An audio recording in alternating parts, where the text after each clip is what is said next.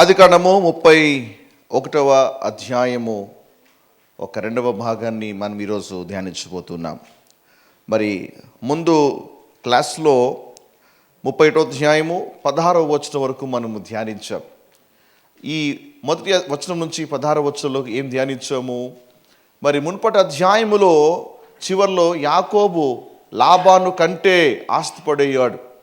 లాబాను కంటే యాకోబు దీవించబడ్డాడు. ఆ సంగతి జీర్ణించుకోలేక 31వ అధ్యాయం ప్రారంభంలో లాబాను కుమారులు యాకోబును చూసి అసూయపడుతూ ఉన్నారు. లాబాను కుమారులే కాదు, రెండవ వచనంలో లాబాను కూడా అసూయ చెందారు. కాబట్టి వాళ్ళు అలా మాట్లాడుకోవడము యాకోబు విన్నాడు. విని అతనికి మనసు బాధ వేసింది. ఇక్కడ ఉంటే మరి ఆశీర్వాదం కాదు, కాబట్టి నాకు భార్యను నాకు బిడ్డల్ని నా ఆస్తిని తీసుకొని స్వదేశానికి వెళ్ళాలి అని నిర్ణయించుకుంటాడు. 3వ వచనంలో దేవుడు చెప్తాడు, నీవు లేచి నీ తండ్రి ఇంటికి బయలుదేరు, నీ స్వదేశానికి బయలుదేరు, నేను నీకు తోడై ఉంటాను అని దేవుడు చెప్పినప్పుడు ఆ వాగ్దానమును మన చేత పట్టుకొని మరి విశ్వసించి పొలంలో మరి తన ఇద్దరు భార్యలను పిలిపించుకొని వాళ్ళతో మాట్లాడతాడు. ఈ విధంగా మీ నాన్న అనుకుంటున్నాడు, ఈ విధంగా మీ సోదరులు కూడా అనుకుంటున్నారు. కాబట్టి మీ నాన్న దగ్గర ఏ విధంగా సేవ చేశానో కొలువు చేశానో మీకు అందరికీ బాగా తెలుసు. నా యథార్థత నా నమ్మకత్వము మీరు చూసే ఉన్నారు కదా. కాబట్టి మరి ఈ విధంగా మీ నాన్న అన్నాడు, కాబట్టి నేనైతే స్వదేశానికి వెళ్ళాలి అన్న కనిపించింది. దాని గురించి మీరేమంటారు అన్నప్పుడు మరి యాకోబుకి ఇద్దరు వాళ్ళు కూడా ఆ విషయాన్ని సమ్మతిస్తారు.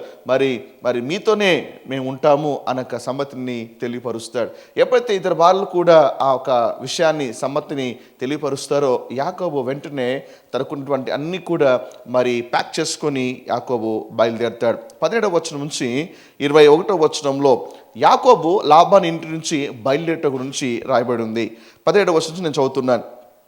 యాకోబు లేచి తన కుమారులను తన భార్యలను ఒంటెల మీద నెక్కించి కనాను దేశమునకు తన తండ్రి అయిన ఇస్సాకు వద్దకు వెలుటకు తన పశువులన్నిటినీ తాను సంపాదించిన సంపద యావత్తును పతనారములో తాను సంపాదించిన ఆస్తి యావత్తును తీసుకొని పోయిను. లాబాను తన గొర్రెల బొచ్చు కత్తిరించుటకు వెళ్ళి ఉండగా రాహేలు తన తండ్రి ఇంట ఉన్న గృహదేవతలను యాకోబు తాను పారిపోవచ్చున్నానని సిరియావాడైన లాబానుకు తెలియచేయకపోవటం వల్ల అతని మోసపుచ్చిన వాడైను. అతడు తనకు కలిగినంతయు తీసుకొని పారిపోయిను. అతడు లేచి నది దాటి గిలాదు కొండ తట్టు అభిముఖుడై వెళ్ళెను. దేని బిడ్డ యాకోబు బయలుదేరుతున్నాడు. ఈ మాట గమనించండి. యాకోబు తాను పారిపోవచ్చున్నానని సిరియావాడిన లాబానుకు తెలియచేయకపోవటం వలన అతని మోసపుచ్చిన వాడేను. అనగా లాబాను లేని సమయంలో యాకోబు తనకున్నవన్నీ కూడా సర్దుకొని భార్య దాసీలను తీసుకొని ఆస్తి తీసుకొని ఒక మాట కూడా లాబానికి చెప్పకుండా ఏమండి లాబాను తిరిగి వచ్చే లోపల యాకోబు తనకున్న పరివారంతో బయలుదేరి వెళ్ళిపోయాడు. తర్వాత లాబాను ఇంటికి వచ్చి చూస్తే యాకోబు కనిపించలేదు, మరి తన ఇద్దరు కుమార్తెలు కనిపించలేదు, ఆస్తి కనిపించలేదు, పరివారం కనిపించలేదు. ఇంకో మాట చెప్పాలంటే అసలు చప్పుడే లేకోకుండా నిర్మానుష్యంగా ఇల్లంతా కూడా మారిపోయింది. ఏంటా అని ఆలోచిస్తూ వెతికితే అప్పుడు తెలిసింది ఏంటంటే, నేను తిరిగి వచ్చే లోపల యాకోబు చెప్పా పెట్టకుండా అన్నీ కూడా తీసుకొని వెళ్ళిపోయి ఉన్నాడు. అందుకే రాడింది ఏమని, తెలియచేయకపోవటం వలన అతని మోసపుచ్చిన వాడాయను. ఏమండి మోసపుచ్చిన వాడాయను ఎందుకయ్యాడు? ఒక్క మాట కూడా చెప్పి బయలుదేరట్లేదు. ఎందుకు చెప్పి బయలుదేరట్లేదు? దేవుడు చెప్పి ఉన్నాడు ఏమని, నువ్వు స్వదేశానికి వెళ్ళు, నీ యొక్క తండ్రి ఇంటికి వెళ్ళు, నేను నీకు తోడై ఉన్నాను అని దేవుడు స్పష్టంగా చెప్పినప్పుడు ఏ కారణముతోనో వాగ్దానం ఉన్నా, మరి దేవుని యొక్క అభయం ఉన్నా, దేవుని యొక్క సన్నిధి ఉన్నా తను వెళ్ళిపోవటం గురించి లాభానికి చెప్తే మనం ఏం గొడవ వేసుకుంటాడు, చెప్తే మరి ఏ ఆర్గ్యుమెంట్ వస్తుందో, చెప్తే మరి ఇలాంటి డిస్ట్రాక్షన్స్ వస్తాయో అటువంటి ఒక అభద్రత భావంతో చెప్పకపోవడమే మేలులే అటువంటి ఒక ఆలోచనతో చెప్పకుండా అక్కడి నుంచి బయలుదేరిపోయాడు. అలా చెప్పకుండా పోవుట మోసపుచ్చిన తనముతో సమానమైపోయింది. అలా చెప్పకుండా వెలుట అనేది మోసముతో సమానమని ఇక్కడ లేఖనంలో రాయబడి ఉంది. యాకోబు ఆలోచించుండాలి, నేను ఒక పిరికిపాల ఎందుకు పరిగెత్తాలి, చెప్పకుండా ఎందుకు వెళ్ళాలి, దేవుడు నాతో ఉన్నప్పుడు, తన సన్నిధి నాతో ఉన్నప్పుడు నీ తోడే ఉంటాను అని దేవుడు చాలా అద్భుతమైన వాగ్దానం చేసినప్పుడు మనుషులకు నేను ఎందుకు భయపడాలి? చేసే పని రైట్ రాయల్గా చేస్తాను, చేసే పని మరి చాలా స్పష్టముగా ఓపెన్గా చేస్తాను అని చెప్పి ఉంటే చాలా అద్భుతంగా ఉండేది. లాబాను కూడా మరి నన్ను ఎందుకు మోసపుచ్చావు అని అడిగేవాడుగా ఉండడు. కానీ అడగకుండా చేయడము ద్వారా ఏమని లాస్ట్కి మరి ఏదో ఒక భయముతో చేసి ఉన్నాడు, నిజంగా మోసం చేయలే, కానీ ఆ భయముతో చెప్పా పెట్టకుండా పోవడం వల్ల మోసపుచ్చిన వాడాయను అని మరి అతని మీద నిందపడతా ఉంది. ఇక్కడ ఒక పాఠం నేర్చుకోగలగాలి. ఏంటంటే దేవుడు మనతో చెప్పినది తోడే ఉన్నానని చెప్పినప్పుడు, దేవుడు స్పష్టంగా మనతో ఏదైనా మాట్లాడుతున్నప్పుడు మనము right thing should be done in a right way, సరైన విషయాలు సరైన పద్ధతిలోనే చేయగలగాలి. హల్లెలూయ. ఎవరికి భయపడాల్సిన అవసరం లేదండి, ఎవరికి మనము తల ఉంచాల్సిన అవసరం లేదు. వాక్యానుసారంగా చేస్తున్నప్పుడు, దేవుని యొక్క లేఖనాన్ని నీవు గైకుంటూ ఉన్నప్పుడు ఏమండి ఒక వ్యక్తికో ఒక పరిస్థితికో భయపడి ఏమండి భయముతో మనము చాటున చేస్తే అది అంగీకారం కాదు, దేవునికి ఘనత రాదు. దేవుని విషయాలు బహిరంగ ధైర్యంగా చేస్తేనే దేవునికి ఘనత మహిమ వస్తుంది. హల్లెలూయ. హల్లెలూయ చెప్పండి. దేవుడు నాకు చెప్పిన విషయాలు ధైర్యముగా పాటిస్తాను. ఆమేన్. మనుషులకి వ్యక్తులకి నేను భయపడక దేవుడు చెప్పినది రైట్ రాయల్గా చేస్తాను. హల్లెలూయ. దేవుడు నీ తోడే ఉంటానని చెప్పినప్పుడు బయలుధైర్యంగా మోయి. దేవుడు నీ తోడే ఉంటాడన్నప్పుడు ధైర్యముగా సంఘానికి అంత తెలిసేటట్లుగా రాపర్లేదు. దేవుడి తోడే ఉంటాను అని చెప్పినప్పుడు కొన్ని విషయాలు ఏమాత్రం కూడా భయపడకూడదు. ఆమేన్. హల్లెలూయ. Praise God. సరే, ఇంతకీ యాకోబు తీసుకొని బయలుదేరుతున్నాడంట. ఎవరినో తీసుకొని బయలుదేరుతున్నాడు? కుమారులను సంపాదించిన ఆస్తి యావత్తు అని రాయబడి ఉంది. ఎవరు తీసుకొని బయలుదేరుతున్నాడు? మరి యాకోబు తన కుమారులను తాను సంపాదించిన యావది ఆస్తును కూడా తీసుకొని పోయెను అని రాయబడి ఉంది. అంటే యాకోబు ఒక ప్రయాణము ఒక విశ్వాస యొక్క ప్రయాణానికి పోలికగా ఉన్నది. యాకోబు మరి కుమారులను ఆస్తి తీసుకుపోయినట్లుగా మరి ఆత్మీయ జీవితంలో కూడా మనం కూడా కొన్ని వాటిని తీసుకుని వెళ్ళాలి. ఒక రోజున మనం కూడా తండ్రి ఇంటికి చేరబోతున్నాం కదా. యాకోబు తండ్రి ఇంటికి ప్రయాణం అవుతున్నట్లుగా మనం కూడా తండ్రి యొక్క రాజ్యానికి మనం కూడా ప్రయాణం అవుతున్నాం. అవునా? క్రైస్తవ జీవితము ఒక ప్రయాణం లాంటిది. అయితే ఈ ప్రయాణంలో మనం కూడా రెండింటిని తీసుకొని పోవాలి, ఉట్టిగా వెళ్ళకూడదు. మనం కూడా ఈ లోకంలో రెండింటిని తీసుకొని తండ్రి ఇంటికి చేర్చబడాలి. ఏంటి ఆ రెండు? యాకోబు మొదటిది ఆస్తి తీసుకొని బయలుదేరాడు. ఇంతకీ ఆస్తి అంటే ఏంటి? ఆ దినాల్లో ఆస్తి అంటే భౌతికమైన ఆస్తి. అఫ్కోర్స్ ఈ దినాల్లో మన విశ్వాస ప్రయాణంలో ఎవరిని నిజంగా ఆస్తిని మనం వెంట పెట్టుకో దేరాజునికి వెళ్తామా? వెళ్ళలేం కదా. నిజంగా డబ్బు తీసుకొని మనం మోక్షానికి వెళ్తామా? వెళ్ళం కదా. ఏమి సంపాదిస్తున్నామో అవన్నీ కూడా ఈ లోకంలో వదిలిపెట్టి వెళ్ళిపోవాల్సిందే. అవునా? అయితే మనము భౌతికమైన ధనము కాదు. అయితే ధనం అంటే చాలామంది అనుకుంటారు ధనం అంటే కేవలం డబ్బు అని. దేనిమిట్రా, ధనం అంటే కేవలం డబ్బే కాదు. ధనము బైబిల్లో ఇంకా అనేక వాటితో పోల్చబడింది. అలాంటి ధనాన్ని మనం కూర్చుకొని మనం తండ్రి రాజ్యానికి చేరేవారుగా ఉండగలగాలి. హల్లెలూయా. బైబుల్ ధనము అని మాట్లాడుతుందంటే కేవలము డబ్బు అని మాత్రమే కాదు. ఈ ధనము అనేక రూపాల్లో ఉంది, అవి కూడా మనము పోగు చేయగలగాలి. దేమిట్రా ఈ ఆస్తి లేక ధనము ఏంటి అంటే 1 తిమోతి 6వ అధ్యాయము 11వ వచనంలో మరి తిమోతికి పౌలు రాస్తూ ఈ మాట అంటున్నాడు. ఏమని? దైవజనుడా, నీవైతే వీటిని విసర్జించి నీతిని, భక్తిని, విశ్వాసమును, ప్రేమను, ఓర్పును, సాత్వికమును సంపాదించుకుంటూ ప్రయాసపడుము. ఏది సంపాదించాలంట? డబ్బు కాదు, డబ్బు మాత్రమే కాదు, డబ్బు కాదు. తండ్రి రాజ్యంలో చేర్చబడాలి అంటే భక్తిని సంపాదించాలంట, విశ్వాసమును సంపాదించాలంట, ప్రేమను సంపాదించాలంట, ఓర్పును సంపాదించాలంట, సాత్వికమును సంపాదించాలంట. ఇవన్నీ మనం చేస్తామంటే సంపాదన. తండ్రి రాజ్యంలోకి ఇవి వెంట పెట్టుకోవాలి. నీ జోబులో ఉన్నప్పుడు నోటు వెంట పెట్టుకోని వెళ్ళలేవు. వీటిని సంపాదించే ప్రయత్నం చేయాలి. నోటు కోసం కాదు, ఇలాంటి గుణాలని సంపాదించడానికి మనము ప్రయాసపడాలి. అది ఉచితంగా రాదు.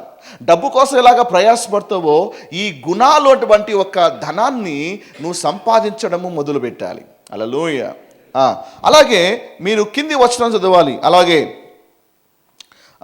దేవుని యొక్క లేఖనం ఉంటుంది 19వ వచనం చూడండి. అదే అధ్యాయము 1 తిమోతి 6వ అధ్యాయం 19వ వచనం. సత్క్రియలు అను ధనము గల వారును ఔదార్యము గలవారును తమ ధనములో ఇతరులకు పాలిచ్చువారై ఉండాలని వారికి ఆజ్ఞాపించుము. ఎలాంటి ధనం అంట? సత్క్రియలు అను ధనం అంట. అర్థమవుతుందా? సత్క్రియలు అనగా మంచి క్రియలోనే ధనాన్ని కలిగి ఉండాలి. ఇవన్నీ మనం తండ్రి రాజ్యానికి తీసుకుని వెళ్ళాల్సిందే. హల్లెలూయా. అలెగ్జాండర్ గ్రేట్ తను చనిపోతూ ఉండగా తన రాజ్యంలో ఉన్న వాళ్ళు చెప్పిన మాట ఏంటంటే, నేను చనిపోయినా ఒక పెద్ద పేటగా తయారు చేసి నా 2 చేతులు బయటకు వచ్చేటట్లుగా చేయండి అని ఆ విషయాన్ని చెప్పాడు. ఎందుకంటే అలెగ్జాండర్ ద గ్రేట్ చాలా చిన్న వయసులో చనిపోయాడు. తను దాదాపు 34-35 వయసుకే అతను మరి తన జీవితయాత్ర ముగించేశాడు. అతను కోరిక మరి చెప్పినట్లుగానే అలెగ్జాండర్ మరణించాక ఆ పెట్టెలో అతను పరుండబెట్టాడు. 2 చేతులు బయటకు వచ్చాయి. ముందు చెప్పి ఉన్నాడు, ఈ యొక్క బాక్స్ని నా రాజ్యం అంతా కూడా ఊరేగించండి అని. అయితే ఆ రాజ్యంలో అతను చెప్పినట్టుగానే ఆ పెట్టె అతను పరుండబెట్టి 2 చేతులు బయటకు వచ్చేట్లుగా చేసి ఆ పెట్టెను ఊరంతా కూడా రాజ్యం అంతా తిప్పారు. దాని అర్థం ఏంటి తెలుసా? అలెగ్జాండర్ గ్రేట్ అని నేను విశ్వంను జయించా, ప్రపంచంను జయించా, కానీ ఇదిగో ద గ్రేట్ అటువంటి నేను ఏది కూడా నా వెంట తీసుకొని పోవట్లేదు. అన్ని సంపాదించాను ఈ లోకంలో, అన్ని జయించాను. అయితే ద గ్రేట్ అనే పదం ఇక్కడే, కానీ ఆ గ్రేట్ అటువంటి నేను ఏది కూడా తీసుకోకుండానే నేను వెళ్ళిపోతున్నాను అన్నట్టుగా ఆ అర్థం ఇచ్చేటట్లుగా ఆ పని చేయించేశాడు. కాబట్టి ధనము కాదేమిట్రా, ఇలాంటి గుణాలు, ఈ సత్క్రియలు మనతో పాటు దేవుని రాజ్యంలోకి వచ్చేటట్లుగా ఉన్నాయి. హల్లెలూయా. యువర్ గుడ్ వర్క్స్, ఈ గుణాలు, ఈ లక్షణాలు, ఈ గుణాలు, ఈ యొక్క సత్క్రియలు, ఇవి మనతో వచ్చేటువంటి అసలైనటువంటి ధనము, అసలైనటువంటి ఆస్తి. హల్లెలూయా. ప్రకటన గ్రంథము 14:13. మనం చనిపోయినాక అఫ్కోర్స్ బైబిల్లో ఒక మాట ఉంది, ఈ లోకంలోకి మనం ఏమి తీసుకురాలేదు, ఈ లోకం వెళ్ళేటప్పుడు మనం ఏమి తీసుకొని పోలేం. నిజంగానే ఏం తీసుకుపోలేం. అయితే కొన్ని తీసుకెళ్తాం. ఏం తీసుకెళ్ళలేము? భౌతికమైనవి తీసుకెళ్ళలేం, కానీ తీసుకెళ్ళేవి కూడా కొన్ని ఉన్నాయి, అవి వెంట పెట్టుకుని వెళ్తాం. ప్రకటన గ్రంథము 14:13 ఆ లేఖన భాగాన్ని ఒకసారి ఎవరైనా ఆ మాట చదవాలి. ప్రకటన 14:13. అంతటా ఇప్పటి నుండి ప్రభునందు మృతులు ధన్యులని వ్రాయుమని పరలోకం నుండి ఒక స్వరము చెప్పగా వింటిని.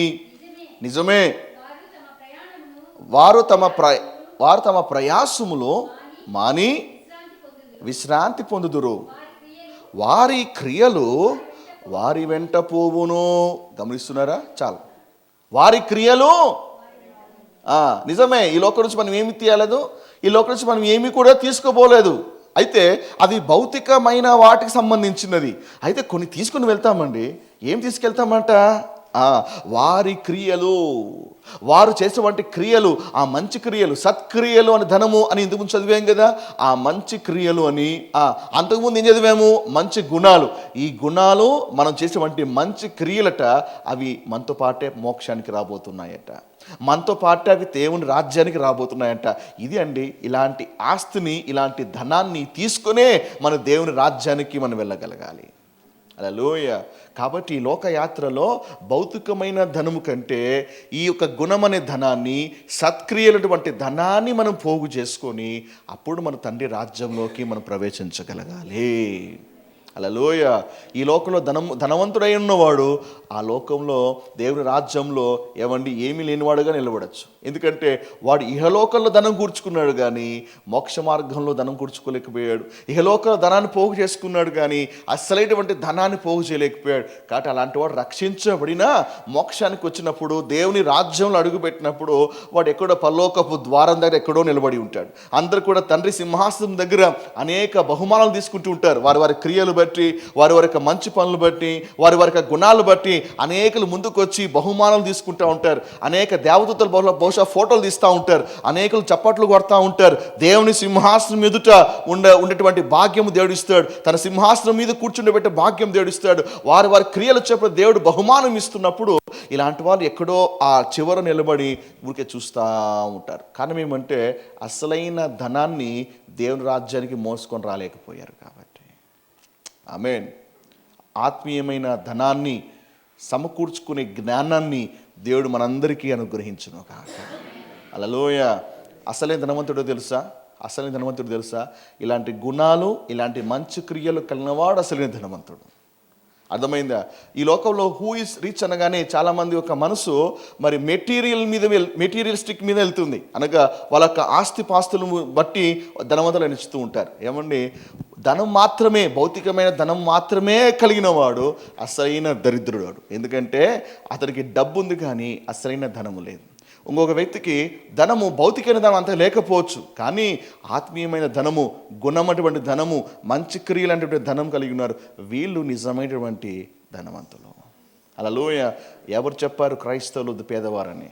ఎవరు చెప్పారు క్రైస్తవులు ఏమీ లేనివారని? కాబట్టి ఈ లోకము నీకున్న డబ్బును బట్టి ధనవంతులాగా నిర్ణయిస్తుందేమో, కానీ ఈ దేవుని కోణం వేరు, ప్రపంచము చూసే కోణం వేరు. దేవుని యొక్క కోణంలో నువ్వు ఎవరు ధనవంతుడంట? గుణములు, మంచి క్రియలు కలిగిన వాడు ధనవంతుడంట. ఈ ప్రకారంగా మనమంతా కూడా ధనవంతులమే. హల్లెలూయా. మనమంతా కూడా ధనవంతులమే. Praise the lord. ధనవంతుడు లాజరు కథ మీకు తెలుసా? ధనవంతుడు ఈ లోకంలో ధనవంతుడు, ఈ లోకంలో ధనవంతుడు. లాజరు ఈ లోకంలో పేదవాడు. కానీ ఎప్పుడైతే వాళ్ళు ఈ లోకాన్ని వదిలిపెట్టారో సీన్ ఉల్టా అయిపోయింది. ధనవంతుడు ఎక్కడ పడ్డాడు? నరకంలో పడ్డాడు. ఏమీ లేని లాజరు ఎక్కడ పోయాడు? అబ్రహాము రొమ్ముకి చేర్చిపడ్డాడు. ఇదే అండి లోకము చూసేటువంటి కోణము, దేవుడు చూసేటువంటి కోణం ఇది. ఆమేన్. చెప్పగల నేను గుణము అనే ధనాన్ని, సత్క్రియలనే ధనాన్ని కలిగి ఉన్నట్లుగా దేవుడు నాకు జ్ఞానం అనుగ్రహించునుగా. యాకోబు వలె ఇట్టి ఆస్తిని సంపాదించుకొని తండ్రి రాజ్యమునకు వెళ్ళినట్లుగా దేవుడు సహాయం చేయనుగాక. ఆమేన్. Praise Lord. సో యాకోబు ఆస్తిని తన సంపాదించినటువంటి యావత్తు తీసుకుని పోయాడు, మొదటిది. రెండవది ఏంటంటే కుమారులను తీసుకొని పోయాడు. ఎవరిని? తన కుమారులను, అనగా తన ఇద్దరు భార్యలకు జన్మించినటువంటి మరి తన దాసులకు జన్మించినటువంటి ఆ కుమారులందరినీ కూడా, యాకోబుకి జన్మించినటువంటి కుమారులందరినీ కూడా వెంట పెట్టుకొని దేవుని రాజ్యానికి వెళ్తూ ఉన్నాడు. దేవునిట్రా ఈ కుమారులు ఎవరు అంటే, ఆత్మీయంగా చూస్తే మనం సువార్త ప్రకటించి ఆత్మీయముగా కనిటువంటి బిడ్డలు. అర్థమవుతుందా? మనకి భౌతికంగా జన్మించిన బిడ్డలే కాదు, కానీ మనం కూడా ఆత్మీయంగా ఎవరినైతే మనం సువార్త ప్రకటించి కని ఉన్నామో అట్టి ఆత్మలను కూడా తీసుకొని తండ్రి రాజ్యానికి మనము చేరగలగాలి. హల్లెలూయా. కాబట్టి మన యొక్క ప్రార్థన ఏమంటే, తండ్రి నీ రాజ్యంలో ఆస్తిని, నీ రాజ్యంలో కుమారుని కూడా తీసుకురావాలి. నీ ఎదుట నిలబడినప్పుడు మరి నా జీవితము ద్వారా ఇదిగో ఇంతమందిని కన్నానయ్యా అని ఒక 10 మంది అయినా నీ సింహాసనం నిలబెట్టగలగాలయ్యా. నా ద్వారా ఇంతమందికి సువార్త ప్రకటించి కన్నాను, వీళ్ళందరూ కూడా నా ఆత్మీయ బిడ్డలే అన్నట్టుగా దేవుని సింహాసనం దగ్గర వాళ్ళందరినీ కూడా ప్రవేశపెట్టగలగాలి. ఏమండి, అలాంటి కుమారుని తీసుకొని తండ్రి రాజ్యానికి వెళ్తే ఎంత ఆశీర్వాదకరంగా ఉంటుంది. హల్లెలూయా. నిన్ను దేవుడు కని ఉన్నాడు. దేవుడు నీ ద్వారా 10 మంది అయినా కనాలని దేవుడు ఆశపడతా ఉన్నాడు. నీ నుంచి కొందరు ఆత్మలైనా రావాలని, నీ నుంచి కొన్ని ఆత్మలు దేవుడు సంపాదించాలని దేవుడు ఆశపడతా ఉన్నాడు. Be a soul winner. నువ్వు ఆ సంపాదికురాలిగా, ఆత్మ సంపాదికుడిగా నువ్వు ఉండగలగాలి. ఈ లోక ప్రయాణములో ఏమండి తండ్రి రాజ్యంలో కొందరి ఆత్మలైనా కూడా నువ్వు రక్షించి నువ్వు వారిని తండ్రి రాజ్యంలోకి నడిపించగలగాలి. Amen. Hallelujah. Praise the Lord. Right, ముందుకెళ్దాం. సో యాకోబు కుమారులను ఆస్తి తీసుకొని బయలుదేరుతూ ఉన్నాడు. బయలుదేరుతూ దేని బిడ్డరా? అయితే ఈ బయలుదేరే ప్రయత్నంలో రాహేలు చేసిన పని ఒకటి ఉంది. ఏం చేసింది?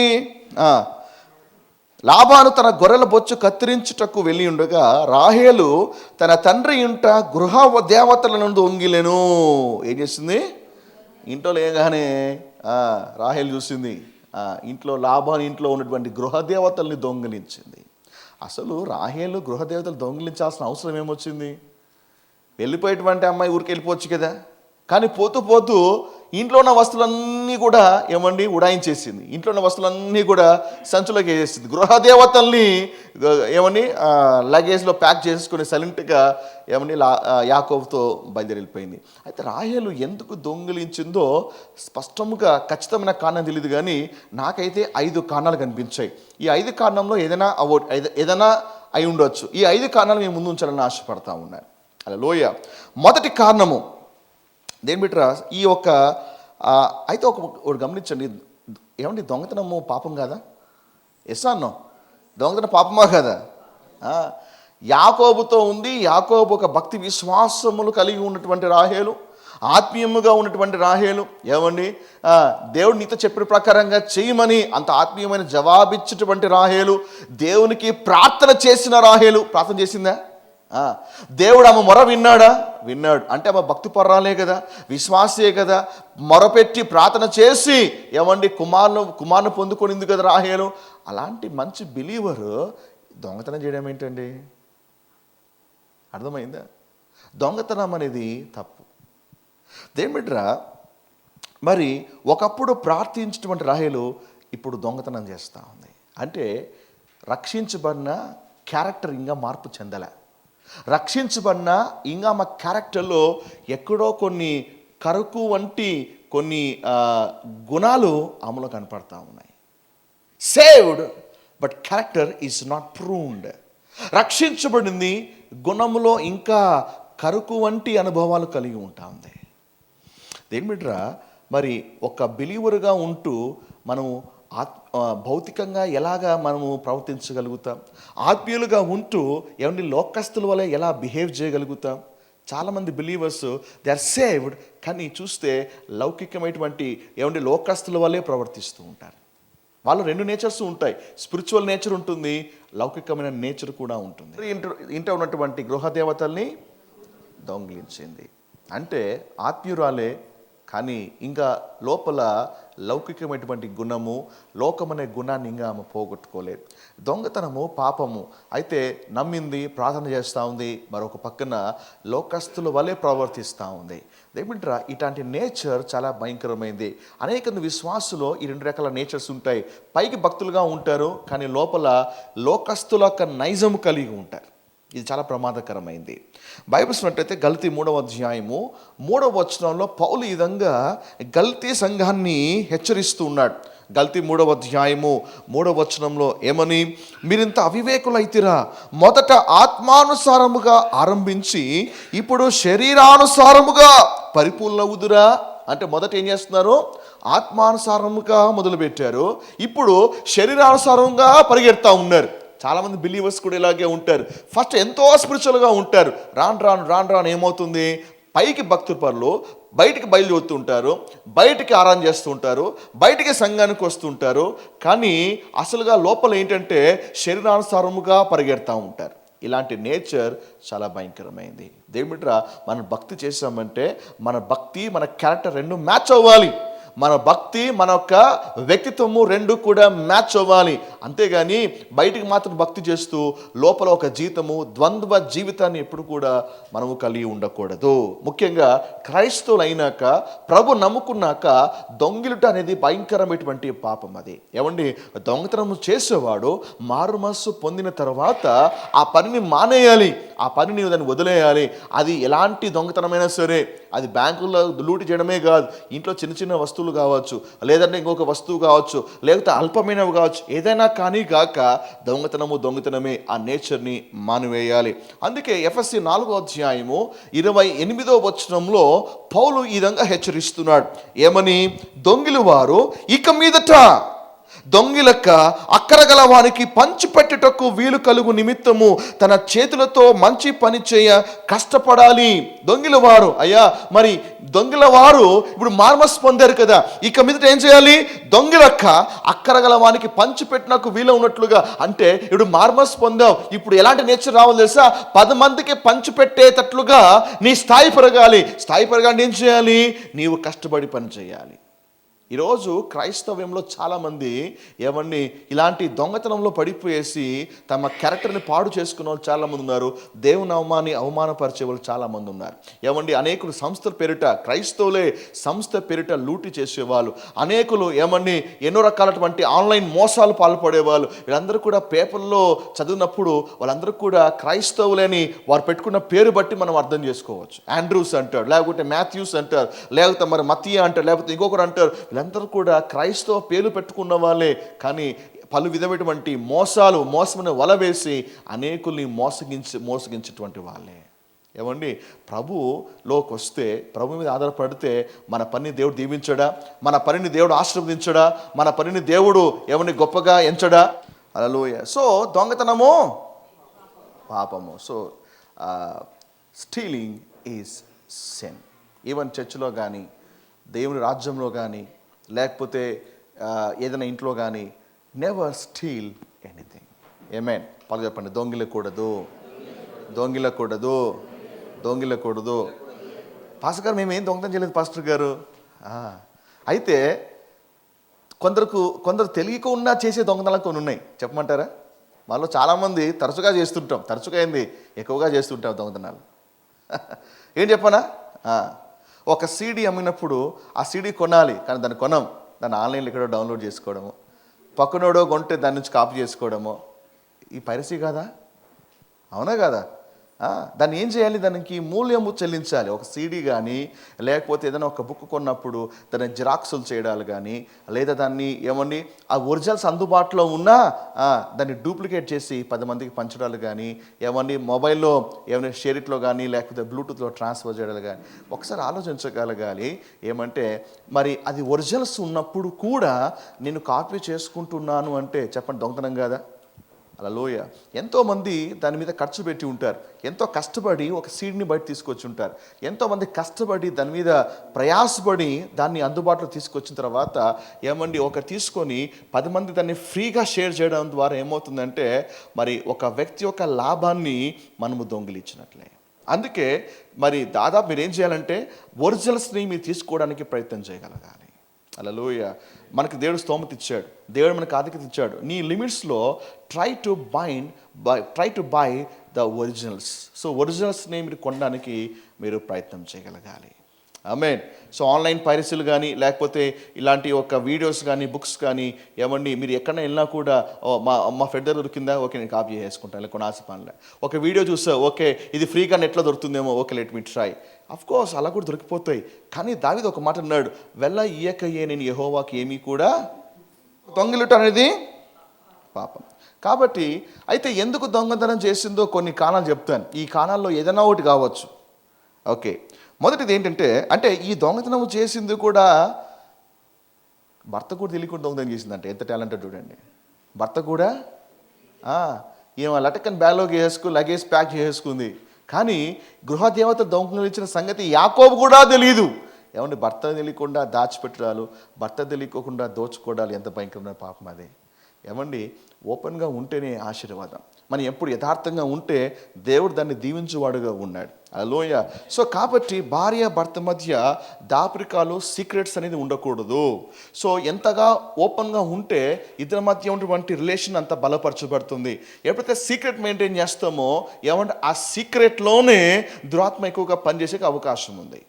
ఒకవేళ భార్య సీక్రెట్ మెయింటైన్ చేస్తే భర్త అంటాడు, నువ్వు మాత్రమేనా, నేను కూడా సీక్రెట్ మెయింటైన్ చేస్తా అని ఆయన కూడా సీక్రెట్ మెయింటైన్ చేస్తారు. సో ఈమెకు కొన్ని సీక్రెట్స్ ఉన్నాయి, ఆయనకి కూడా కొన్ని సీక్రెట్స్ ఉన్నాయి. సో సీక్రెట్స్ మధ్య కుటుంబం నడుస్తే ఏమైపోతుంది, ఇంకా పిల్లలు చూస్తారు, మీరేనా, మేము కూడా సీక్రెట్లు మెయింటైన్ చేస్తామని వాళ్ళు సీక్రెట్లు మెయింటైన్ చేస్తారు. ఇంక మాట చెప్పాలంటే ఆ ఫ్యామిలీ అంతా కూడా సీక్రెట్ ఫ్యామిలీ. ఆ ఫ్యామిలీ అంతా సీక్రెట్ ఫ్యామిలీ. ఒకరు తెలియకోకుండానే ఒకరు రహస్యాలు మెయింటైన్ చేస్తూ ఉన్నారు. చెప్పండి, రిలేషన్షిప్ హెల్తీగా ఉంటుందా? ఎక్కడ చీకటి ఉంటుందో ఆడే బుద్ధింకలు వస్తాయి, ఈగలు వస్తాయి, పురుగులు వస్తాయి కదా. చీకటి ఎక్కడ ఉంటుందో అక్కడే ఇలాంటి కీటకాలన్నీ వస్తాయి. సో ఎక్కడ మనం పాపం ఉంటుందో, ఎక్కడ మనము ముసుగు వేస్తామో, ఎక్కడ మనం కొన్ని విషయాల్లో హైడ్ చేస్తామో, that's way the devil play his game. అందుకే అది నిజంగా ఇది యథార్థముగా దాచిపెట్టగలిగేదా, లేకపోతే ఇది ఓపెన్గా చెప్పాల్సిందేనా అని ఆలోచించండి. ఎవ్రీథింగ్. సో మీ యొక్క ప్రయత్నంలో ప్రతి ఒక్కటి కూడా ఓపెన్గానే మీ యొక్క భాగస్వామితో డిస్కస్ చేసేటువంటి ప్రయత్నాలు చేయగలగాలి. హల్లెలూయా. ఏమండి రాహేలు యాకోబుకి ఆ విషయం చెప్పకపోవడం వల్ల ఎంత మూల్యము చెల్లించుకుందో మనము ముందు వచనాల్లో మనం చూడబోతున్నాం. మనము సీక్రెట్స్ మనం మెయింటైన్ చేస్తే దానికి మనం భారీ మూల్యము చెల్లించుకునే ప్రమాదం ఉంది. కాబట్టి do not maintain any secrets. ఇద్దరి మధ్య కూడా ట్రాన్స్పరెన్సీ అనేది ఉండాలి. ఒకవేళ భార్య ఇది కూడబెడితే భర్త చెప్పాలనుకో, భర్త కూడా ఏం చేస్తాడు, నువ్వేనా కూడబెట్టేది, నీ తెలియకుండా నేను కూడా కొంచెం దాచుకుంటాను, అతను కూడా దాచుకుంటాడు, ఇంకా డబ్బులు ఏం మిగులుతుంది? ఇంకా అర్థమైంది. ముఖ్యంగా సేవింగ్స్లో they should be no secrets. ఆదాయంలో కానీ సంపాదనలో కానీ ఇరువురి మధ్య ఎలాంటి దాపరికాలు ఉండకూడదండి. ఎంత సంపాదిస్తున్నామో ప్రతి ఒక్కటి భర్త సంపాదన మొత్తం అంతా భార్యకు తెలియాలి, అండ్ భార్య సంపాదన కూడా భర్తకు తెలియాలి. ఒకవేళ పిల్లలు అవివాహులైతే వారి సంపాదన తల్లిదండ్రులకు తెలియాలి. ఇవన్నీ కూడా ఏంటి, ఒక బుక్ ఓపెన్ చేసి ప్రతి ఒక్కటి ఆ ఎంట్రీలో చేయాలి, ఆ ఎంట్రీలో రాయాలి. ఇది వచ్చినటువంటి ఆదాయము, ఇది వచ్చినటువంటి ఖర్చు. ఈవెన్ ఒకవేళ ఖర్చు చేస్తున్నప్పుడు కూడా ఒకరు తెలియకుండా ఒకరు ఖర్చు పెట్టడం కాదు, ఖర్చు పెట్టేసినాక ఇందుకు ఖర్చు పెట్టేశాను అని చెప్పడం కూడా బ్లండరే. అర్థమవుతుందా? ఇప్పుడు టెక్నాలజీ పెరిగిపోయిందండి. ఇప్పుడు ఏం చేయొచ్చు అంటే వాట్సాప్లోనే ఒక గ్రూప్ క్రియేట్ చేసుకోవచ్చు, ఫ్యామిలీ ఫైనాన్స్ అని ఒక గ్రూప్ క్రియేట్ చేసుకోవచ్చు. ఏం చేయొచ్చు మరి, ఫ్యామిలీ మెంబర్స్ అంతా కూడా వాట్సాప్లో ఉండగలిగితే ఓకే ఈరోజు సర్వెంట్కి నేను 1000 రూపీస్ కట్టాను అని గ్రూప్లో పోస్ట్ చేస్తే ఆ గ్రూప్లో ఉన్నటువంటి భార్య కావచ్చు, పిల్లలు కావచ్చు, వాళ్ళకి అర్థమైపోతుంది. వాళ్ళు కూడా ఏదైనా ఖర్చు పెట్టారనుకోండి, ఇమీడియట్గా వాళ్ళు కూడా వాట్సాప్ పెడుతూ ఉంటారు. వాళ్ళు కూడా ఓకే ఈరోజు నేను పానీపూరికి 100 రూపాయలు ఖర్చు పెట్టాను, గ్రూప్లో పెడతా ఉంటారు. అంటే అంతా కూడా ఒకే గ్రూప్లో ఉండిపోతుంది. అండ్ రోజు ఒక ఎండింగ్లో అంటే డే ఎండింగ్లో కావచ్చు, లేకపోతే వీక్ ఎండింగ్లో కావచ్చు, అవన్నీ అనలైజ్ చేసి ఎక్కడెక్కడ డబ్బులు ఖర్చు అయింది, ఎవరెవరు ఖర్చు పెట్టారో అనలైజ్ చేస్తే ఈజీగా అర్థమైపోతుంది. బట్ 1 రూపీ అయినా సరే ఎవరికి తెలియకుండా ఖర్చు పెట్టకూడదు. అలాగే మీరు మెయింటైన్ చేయగలిగితే రిలేషన్షిప్ అనేది చాలా స్ట్రాంగ్గా ఉంటుంది. హల్లెలూయా. కొద్దిలో నమ్మకంగా ఉన్నవాడు గొప్ప వాటిలో కూడా నమ్మకంగా ఉంటాడు. ఏమండి, డబ్బులు ఏమో వచ్చి ఉంటాయి, భార్య ఎడుతుంది డబ్బు ఏమైనా వచ్చాయా అంటే ఏమీ రాలేదు, అస్సలు చాలా ఖర్చులు వచ్చేసినాయి. భర్త అంటాడు ఏమేవు నీకు ఆ డబ్బులు ఏమైనా ఉన్నాయా, పోపు డబ్బులు పెట్టుకుంటుంది, ఏమీ లేవు నాకు అసలు, నాకే నువ్వేం డబ్బులు నువ్వేమైనా ఉంటే ఇవాళ నాకు ఇవ్వను, అసలు ఈ నెల గడవడం చాలా కష్టం. ఏమైపోయింది? There are secrets. కాబట్టి భర్త తెలియకుండా భార్య, భార్య తెలియకుండా భర్త ఇలాగ ఆడుతూ ఉంటే, ఇలాగా చేస్తూ ఉంటే పిల్లలకి మనము ఇండైరెక్ట్గా ఒక పాఠాలు నేర్పిస్తున్నాం, మీరు కూడా ఇలాగే చెయ్యండి అని. ఏమండి, యథార్థంగా ఉండి ఒక రూపాయి పోగొట్టుకోవడం మేలు, కానీ దాచుకొని వేలు సంపాదించుకోవడం కంటే యథార్థంగా ఉండి ఒక 10 రూపాయలు పోగొట్టుకోవడమే బెటర్. బట్ బీ ఓపెన్, ఇద్దరు కూడా కలిసి ఓపెన్గా డిస్కస్ చేస్తే బాగుంటుంది. ఆమేన్. హల్లెలూయా. అయితే ఎందుకు తొలగించో తెలియదు కానీ మరి మొదటి కారణాన్ని మీకు చెప్తాను. ఏమై ఉంటుంది? బహుశా వాళ్ళ నాన్న విచారించి తెలుసుకోకూడదని. వాళ్ళ నాన్న విచారించి తెలుసుకోకూడదు. వాళ్ళ నాన్న విచారిస్తాడా? ఏ విధంగా విచారిస్తాడు అంటే, మరి యాకోబు వల్ల వాళ్ళ నాన్న ఏ విధంగా దీవించబడుతూ ఉన్నాడో, ఏమండి లాబాను షెక్కును వేసి చూశాడా లేదా? ఇంత ఆస్తికి కారణం ఏంటి?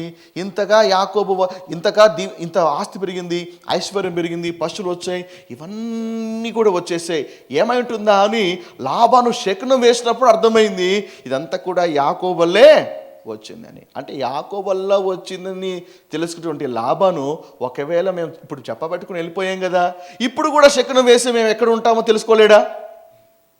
కాబట్టి అంటే ఆ దినాలు శకునం వేయాలంటే గృహదేవతలు ఉండాలి. అర్థమైందా? శకునము గృహదేవతకి కొంచెం లింక్ ఉందన్నమాట. ఇప్పుడు కూడా శకునం వేసి మేము పలానా గిలాదు కొండ మీద ఉన్నాము అని ఒకవేళ మా నాన్నగారు తెలుసుకుంటే అనవసరంగా వచ్చి మళ్ళీ లేని ప్రార్థన చేస్తాడు. కాబట్టి ఈ యొక్క గృహదేవతలే లేకపోతే శకునము జుల్లేడు. దాని కొరకు ఏమైనా ఈ గృహదేవతల్ని బ్యాగ్లోకి వేసి జిప్పెట్టేసిందా మనకు తెలియదు. హల్లెలూయా. రెండవది, ఆ దినాల్లో ఇంటి దేవతలు స్వాస్థ్యముగా ఎంచేవాళ్ళు. దేవతల్ని అంటే ఇంట్లో ఉన్నటువంటి అంటే హైందవ సంప్రదాయ ప్రకారంగా ఆ కల్చర్లో ఇంటి దేవతల్ని స్వాస్థ్యముగా ఎంచేవాళ్ళు. అర్థమైందా? ఒక ప్రాపర్టీగా, విలువైనటువంటి ప్రాపర్టీగా దాన్ని ఎంచేవారు. అయితే మరి ఈమె అనుకుంది కదా, ఇది కూడా నా స్వాస్థ్యమే, ఆస్తి ఒకటేనా, డబ్బులు ఒకటేనా, బంగారం ఒకటేనా, దీంట్లో కూడా నాకు భాగం ఉంది అని ఈమె ఎక్స్ట్రీమ్గా వెళ్ళిపోయి దాన్ని కూడా లోపలికి చేసుకుందేమో. ఏమండి, ప్రభులోకి వచ్చిన తర్వాత దాంట్లో స్వాస్థ్యం ఏంటండి? దాన్ని వదిలేయాలి. కానీ అన్నిట్లో పంచుకుంది, ఇది కూడా నాదే, ఇదిగో 4 బొమ్మలు ఉన్నాయి, ఇందులో ఈ బొమ్మ కూడా నాదే, చిన్నప్పుడే మా నాయన ఈ బొమ్మ నీది అని చెప్పాడు, ఇది కూడా నాదే, ఇది వదిలిపెడతా అని దాని లోపలికి వేసేసుకుంది. అంటే చీపురు పుల్ల కూడా పోగొట్టుకోలే. తండ్రి ఇంటి బయటకు వచ్చేటప్పుడు అంత సమస్తము ఊడ్చేసి చీపురు పుల్ల కూడా బ్యాగ్లోకి వేసుకొని బయలుదేరింది. ఏమండి, దాన్ని అలా వదిలేయాల్సింది. కానీ దాన్ని కూడా బహుశా ఇది కూడా నా హక్కే కదా, ఇది కూడా నాదే కదా అటువంటి ఆలోచనతో బహుశా బ్యాగ్లోకి వేసుకుందా చెప్పలేం. హల్లెలూయా.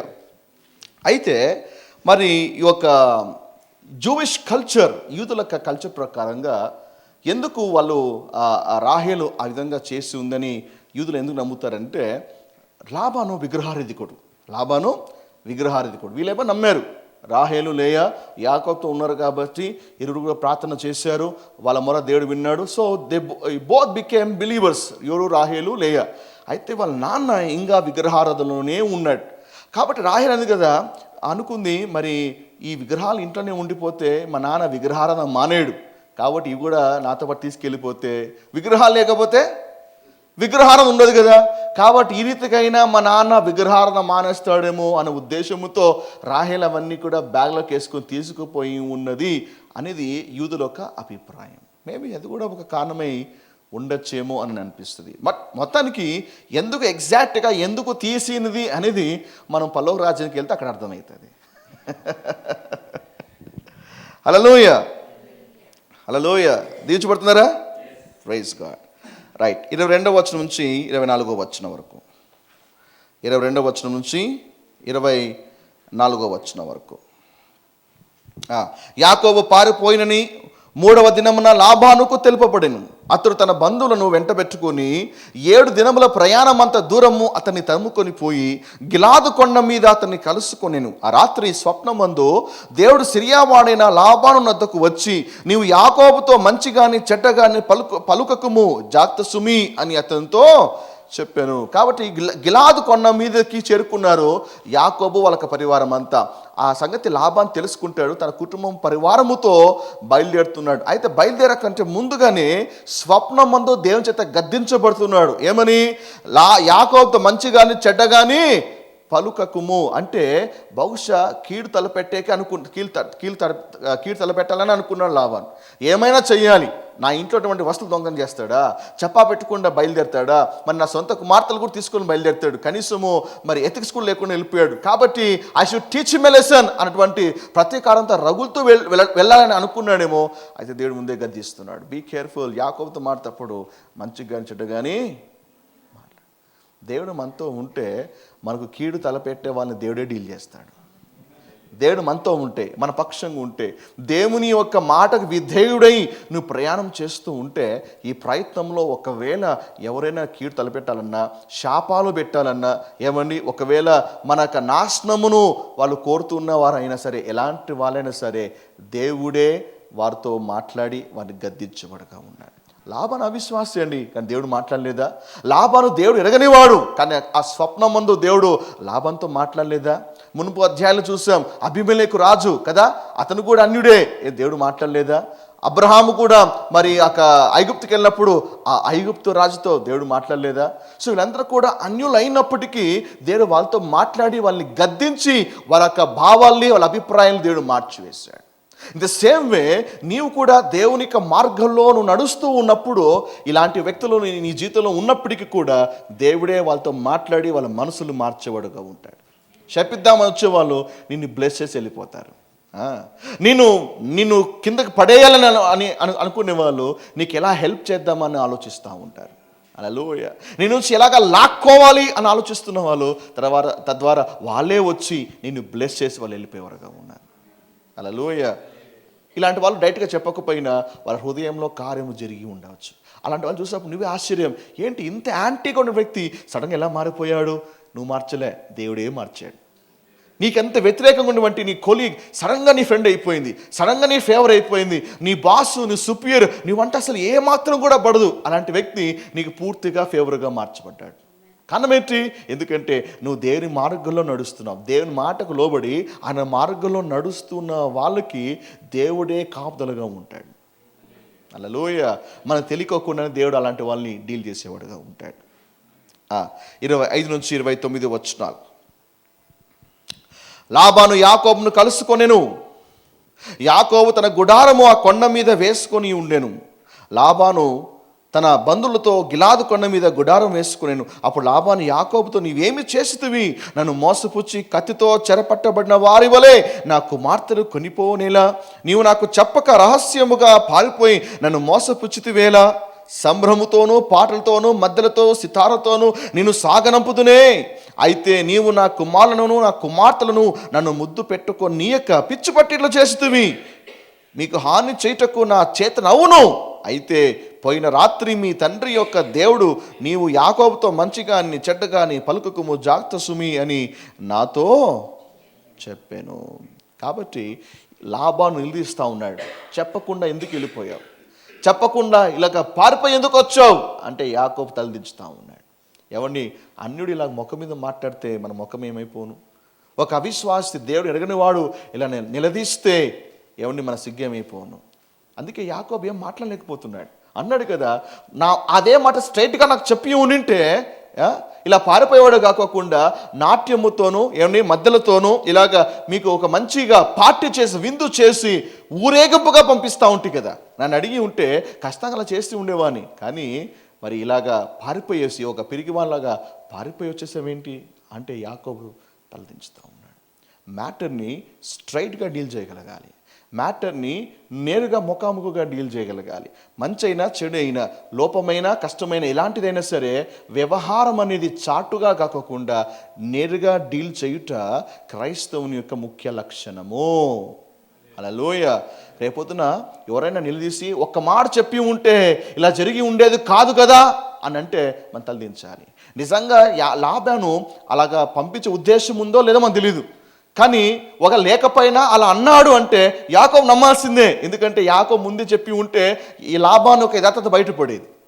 ద సేమ్ వే బిలీవర్స్ మధ్యలో సంఘంలో కానీ దేవుని రాజ్యంలో కానీ ఇలాంటి ఒక యథార్థత మనం మెయింటైన్ చేయగలగాలి. హల్లెలూయా.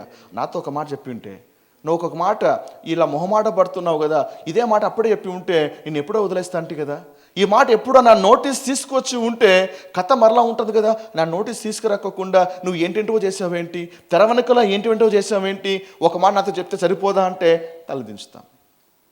ఒక ఫ్రెండ్ అయి ఉండి అప్పుడే ఒక మాట గద్ది ఉంచి ఉన్నా, అప్పుడే ఒక మాట చెప్పి ఉన్నా ఇంతవరకు వచ్చేది కాదు కదా అంటే తలదించి ఉండేవాళ్ళు. మ్యాటర్ని రైట్ వేలో డీల్ చేయగలగాలి. రేపొద్దున మళ్ళీ వాళ్ళే వచ్చి నేను కన్ఫరెంట్ చేసినప్పుడు తలదించకూడదు దేని బిడ్డారా. ఆమేన్. హల్లెలూయా. 30-35 వచనాలు. లాబాను ఇంకా అంటున్నాడు, అంటే యాకోబు ఇంకా జవాబు ఇవ్వలేదు, తలదించాడు. ఎందుకంటే యాకోబు దగ్గర నిలదీసినప్పుడు యాకోబు దగ్గర జవాబు లేదు. తప్పు చేశాడు యాకోబు. నిజంగా యాకోబు తప్పు, తను చేసిన తప్పల్లా కూడా చెప్పకుండా రావడమే, చెప్పకుండా మరి బయటికి రావడమే. అయితే లాబాను కొనసాగిస్తున్నాడు, నీ తండ్రి ఇంటి మీద బహువాంచగలవాడువై వెళ్ళగోరిన ఎడల వెలుము, నా దేవతల నేల దొంగిలితి వనుక యాకోబు నీవు బలవంతముగా నా యొద్ద నుండి నువ్వు కుమార్తెలను తీసుకుందువేమో అనుకొని భయపడి తిని, ఎవరి వద్ద నీ దేవతలు కనపడునో వారు బ్రతకకూడదు, నీవు నా యొద్దనున్న వాటిని మన బంధువుల ఎదుట వెతికి దాన్ని తీసుకొనుమని లాబానుతో చెప్పాను. రాహేలు వాటి దొంగిలనని యాకోబుకు తెలియలేదు. లాబాను యాకోబు గుడారంలోకి లేయా గుడారంలోకి ఇద్దరి దాసుల గుడారంలోకి వెళ్ళను కానీ అతనికి ఏమీ దొరకలేదు. తర్వాత అతడు లేయా గుడారంలో నుండి బయలుదేరి రాహేలు గుడారంలోకి వెళ్ళెను. రాహేలు ఆ విగ్రహంను తీసుకొని వంట సామాగ్రిలో పెట్టి దాని మీద కూర్చుండేను. కాగా లాబాను ఆ గుడారం అంతటా తడివి చూచినప్పటికీ అవి దొరకలేదు. ఆమె తన తండ్రితోనూ తమ ఎదుట నేను లేవలేనందున తాము కోపపడకూడదు, నేను కడగా ఉన్నానని చెప్పాను. అతడు ఎంత వెతికినను ఆ విగ్రహంలో దొరకలేదు. హల్లెలూయా. సో నా దేవతలను ఎలా దొంగిలితివి అని యాకోబు లాబాన్ని ప్రశ్నిస్తున్నాడు. అంటే రాహేలు దొంగిలించినది యాకోబుకి తెలియకోకుండానే ఆ విగ్రహాలన్నీ కూడా ప్యాక్ చేసింది. అయితే లాబాను అడుగుతున్నాడు, ఎక్కడ నా విగ్రహాలు అంటే యాకోబు అన్నాడు, సరే వెతుకు, ఒకవేళ నిజంగా నేను తెచ్చి ఉంటే గిన సర్చ్, నువ్వే నా ఇల్లంతా కూడా వెతుకు, నా గుడాలన్నీ కూడా వెతుకు, మీ బంధువులతో పాటు మొత్తం ఇల్లంతా కూడా సెర్చ్ చేయి, పర్వాలేదు వెతుకు అని చెప్పినప్పుడు లాబాను మొత్తం అంతా కూడా వెతికాడు. అయితే ఆ విగ్రహాలను కనపడ్డాయా? లాస్ట్కి రాహేలు ఉన్నటువంటి గుడారంలో కూడా పోయాడు. రాహేలు ఆ విగ్రహాలను తీసుకొని వంట సామాగ్రిలో పెట్టి వాటి మీద కూర్చుండేను. రాహేల్ గుడారంలోకి వచ్చి ఏమ్మాయి నువ్వు తీసుకున్నావా అంటే లేదు రెడీ, అస్సలు తీసుకోలేదు రెడీ, కాండి వెతుకు అని చెప్పేసి అంటే పాప ఆయన గుడారం అంతా వెతుకుతా ఉన్నాడు. కానీ ఆమె కింద ఉన్న సంగతి లాబాను గుర్తుపట్టలేకపోయింది. ఇక్కడ మా చెప్పనా, యాకోబు మోసగాడితే వాళ్ళ మామ ఇంకా మోసగాడు, వాళ్ళ మామే మోసగాడితే కూతురు ఇంకా మోసగత్తది. అర్థమైందా? యాకోబు మోసగాడు. యాకోబు మోసం చేసిన వాడు వాళ్ళ మామ లాభాన్ని. ఇప్పుడు లాభాన్నే మోసం చేస్తుంది వీళ్ళు కూతురు. ఎక్కడికి పోతుంది చెప్పండి నేచరు? ఎక్కడికి వచ్చింది ఈ నేచరు? మనం ఏమి నేచర్ కలిగి ఉంటామో అదే నేచర్ పిల్లలు కూడా కలిగి ఉంటారు. ఏ స్వభావాన్ని కలిగి ఉంటామో పిల్లలు కూడా అదే స్వభావాన్నే కలిగి ఉంటారు. మనం ఎలాంటి ఒక వైఖరి కలిగి ఉంటామో వాళ్ళు కూడా అలాంటి వైఖరే కలిగి ఉంటాం. ఎందుకు రాహేలు ఇలా దాచిపెట్టడాలు ఏమన్నా దొంగిలించినా కూడా కప్పిపుచ్చుకొని నేను చేయలేదటువంటి నేచర్ ఎక్కడి నుంచి వచ్చింది? స్పష్టంగా వాళ్ళ నాన్న నుంచే నేర్చుకుంది. ఎందుకంటే నాన్న యాకోబు ఒక జీతం 10 సార్లు మార్చడం రాహేలుకి తెలియదా? తెలుసు. రాహేలు మరి నాన్న ఏ విధంగా మోసము చేస్తున్నాడు యాకోబుకి రాహేలుకి తెలియదా? రాహేలుకి అన్నీ తెలుసు. కళ్ళ ముందరే అన్నీ జరుగుతూ ఉన్నాయి. మరి ఆయన కుమార్తె కదా, కాబట్టి చిన్నప్పటి నుంచే యాకోబు విషయాలు కాదు, చిన్నప్పటి నుంచే ఎన్నో విషయాలు నాన్న నుంచి చూస్తూ ఉంది, నాన్న గమనిస్తూ ఉంది. ఎగ్జాక్ట్గా నాన్న అడుగు జాడల్లోని కుమార్తె నడుస్తూ ఉంది. యాకోబు బోర్డు పెట్టి స్కెచ్ పెన్ తీసుకొని ఈ విధంగా మోసగించాలి అని ట్రైనింగ్ ఇచ్చాడా? ఈ డైలాగ్ కొట్టినప్పుడు ఈ డైలాగ్ కొట్టాలని నేర్పించాడా? ఏమండి, ఇలాంటివి నేర్పించకపోయినా స్వధాగా బై క్యారెక్టర్తోనే ఇవన్నీ బయటకు వచ్చేస్తాయి. అందుకే తల్లిదండ్రులుగా మన క్యారెక్టర్ చాలా ఇంపార్టెంట్, మన భక్తి చాలా ఇంపార్టెంట్. మన మాట, మన ప్రవర్తన, మన తీరు మన బిడ్డల మీద ప్రభావితము చేస్తూ ఉంది. వాళ్ళు గమనిస్తూ ఉన్నారు. అర్థమవుతుందా? కాబట్టి ఎలా పడితే అలాగా మనం డీల్ చేయదు. ఈవెన్ ఫ్యామిలీలో కూడా అంతే. ఒంటరిగా ఉన్నప్పుడు ఒక వేరే సంగతి, ఆ తర్వాత నీకు వివాహం అయింది, ఆ తర్వాత నీకు పిల్లలు కూడా ఉన్నారు, ఇప్పుడు నీ చుట్టూ ప్రజలు ఉన్నారు.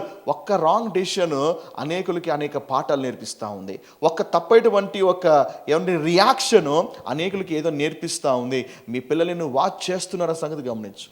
నువ్వు ఎలా మాట్లాడుతున్నావు, ఎలా రియాక్ట్ అవుతున్నావు, ఎలా స్పందిస్తున్నావు, ఏ విధముగా ఏ విధంగా నువ్వు కఠినంగా మాట్లాడుతున్నావు, ఎమోషనల్గా అవుతున్నావు, ఇవన్నీ కూడా మీ పిల్లలు నిన్ను గమనిస్తున్నారని, రేపొద్దున నీ అడుగు జాడలోనే వాళ్ళు నడుస్తారనే సంగతి జ్ఞాపకం చేసుకోగలగాలి. అంటే వాళ్ళు ఎలా ఉంటారు అనేది మనల్ని బట్టే నిర్ణయించబడుతుంది. వాళ్ళు ఏ విధంగా ఉండబోతున్నారనేది మనల్ని బట్టి చెప్పచ్చండి. సో కాబట్టి మనము మన వరకే, అందుకే ముఖ్యంగా వివాహం కాకముందే ఒకటే ప్రార్థన చేయగలగాలి, అయ్యా నా వీక్నెస్ అన్నీ కూడా ఇంతటితో అయిపోవాలయ్యా. వివాహం అయిన తర్వాత if you are planning for children, బిడ్డల కొరకు నువ్వు ఒకవేళ ప్రార్థన చేస్తూ ఉంటే, ఏమంటే బిడ్డలు పుట్టేకంటే ముందుగా ప్రభువా ఇరువులోటువంటి వీక్నెసెస్ ఏది కూడా పుట్టేవే బిడ్డ మీద ఉండకూడదయ్యా అని వాళ్ళకి లోపాలు అక్కడే సరి చేయబడాలి. అండ్ పుట్టిన తర్వాత కూడా ప్రార్థన చేయగలగలయ్యా, ఏమాత్రము ఇరువురు వైపు ఉన్నటువంటి వీక్నెస్ ఏమాత్రం కూడా ఇక బిడ్డ మీద పని చేయకూడదయ్యా, ప్రార్థన చేయగలగాలి. అండ్ ఎదుగుతూ ఉండగా ఏమండి, ప్రార్థనతోనే కాదు, నువ్వు చేసే ప్రార్థన తగ్గట్టుగా నీ క్యారెక్టర్ కూడా మౌల్డ్ అవుతూ రావాలి, నీ యొక్క జీవితం కూడా ఆ విధంగా మలచబడుతూ రావాలి. తద్వారా ఆ బిడ్డ రైట్ ఎన్విరాన్మెంట్లో పెంచబడతాడు. హల్లెలూయా. సో నాకు తెలిసి రాహేలు చేసిన రాహేలు ఒక తప్పు, మరి రాహేలు కాదు లాబాన్ని అక్కడి నుంచి నేర్చుకుంది. అందుకే డాడీ నా దగ్గర ఏమీ లేదు డాడీ, కాళ్ళు మొత్తం అంత ఎత్తుకు అంటే పాపం అంత ఎతికాడు.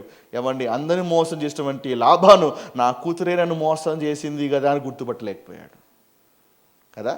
లాబాను మోసం యాకోబు గుర్తుపట్టాడు, రాహేలు మోసం ఎవరు గుర్తుపట్టలే. లాబాను మోసం యాకోబు గుర్తుపెట్టాడు. 10 సార్లు జీతం మార్చాడు సంగతి యాకోబుకే అర్థమైపోయింది. కానీ ఈ రాహేలు చేసినటువంటి ఈ యొక్క దొంగతనము, ఈ యొక్క మోసం ఏమైతే ఉందో ఎవరు కూడా గుర్తుపట్టలేకపోయారు. అర్థమైందా? అంటే తండ్రి ఒక ఎత్తు అయితే కూతురు ఇంకా డబల్ ఎత్తు. హల్లెలూయా. 36 నుంచి 42 వచనాలు. యాకోబు కోపపడి లాబానుతో, అంటే దొరికాయా? ఏమీ దొరకలే. లాబాను వచ్చాడు, దొరికాయా అంటే ఏమి దొరకలేదు. యాకోబు మొత్తం ఎతికాను, ఒక్కడికి దొరకలే. అప్పుడు యాకోబు కోపం వస్తూ ఉంది. మొదటిసారి అల్లుడు మా మీద కోపపడతా ఉన్నాడా? మొదటిసారి యాకోబు కోపపడి లాబానుతో వాదించి అతనితో, నీవిట్లు మండిపడి నన్ను తరమనేలా, నేను చేసిన ద్రోహమేమి, పాపమేమి, నీవు నా సమస్త సామాగ్రి తడివి చూచిన తరువాత నీ ఇంటి వస్తువులన్నిటిలో ఏది దొరికెను, నా వారి ఎదుటను నీ వారి ఎదుటను అది ఇట్టు తెచ్చిపెట్టుము, వారు మన ఉభయముల మధ్య తీర్పు తీర్చుదురు. 20 ఏండ్లు నేను నీ యొద్ద ఉంటుని నీ గొర్రెలనైనను మేకలైనను ఈడ్చుకొని పోలేదు, నీ మంద పొట్టేలను నేను తినలేదు. దుష్ట ముఖము చేత చీల్చబడిన దానిని నీ యొద్దకు తేక ఆ నష్టము నేనే పెట్టుకుంటుని. పగటి యందు దొంగిలింపబడిన దాన్ని నేను రాత్రి యందు దొంగిలింపబడిన దానిని నేను ఏమీ నా యొద్ద పుచ్చుకొంటివి. నేను ఇలాగుంటుని, పగటి ఎండకును రాత్రి మంచుకును నేను క్షీణించిపోతుని. నిద్ర నా కన్నులకు దూరమాయెను. ఇది వరకు నీ ఇంటిలో 20 ఏండ్లు ఉంటుని. నీ 2 కుమార్తెల నిమిత్తము 14 ఏండ్లను, నీ మంద నిమిత్తము 6 ఏండ్లను నీకు కొలువు చేస్తుని. అయినను నీవు నా జీతము 10 మార్లు మార్చితివి. నా తండ్రి దేవుడు అబ్రహాము దేవుడు, ఇస్సాకు భయపడిన దేవుడు నాకు తోడై యుండని ఎడల నిశ్చయముగా నీవు నన్ను వట్టి చేతులతో పంపివేసి ఉందువు. దేవుడు నా ప్రయాసమును నా చేతుల కష్టము చూచి పోయిన రాత్రి నిన్ను గద్దించినని లాబాన్తో చెప్పాను. ఇప్పుడు యాకోబు అవకాశం తీసుకున్నాడు. ఫస్ట్ ఏమో లాబాన్ క్లాస్ బిక్తున్నాడు, ఏంటయ్యా చెప్పబెట్టుకుంటూ వచ్చావు అని యాకోబు తలదించాడు. ఇప్పుడు యాకోబు నిలదీస్తా ఉన్నాడు లాబాన్ని, ఏమని? నేను చేసిన ద్రోహమేమి, పాపమేమి? నా సమస్త సామాగ్రి తడివి చూచిన తర్వాత నీ ఇంటి వస్తువులో ఏది దొరికెను అని మరి యాకోబు లాబాను నిలదీస్తూ ఉంటే, లాబాను యాకోబులో ఎలాంటి లోపము కూడా చూపించలేకపోయాడు. శ్రద్ధగా మాట్లాడారు. ఒక కీలకమైనటువంటి ఒక పాఠము నేర్చుకోబోతున్నా.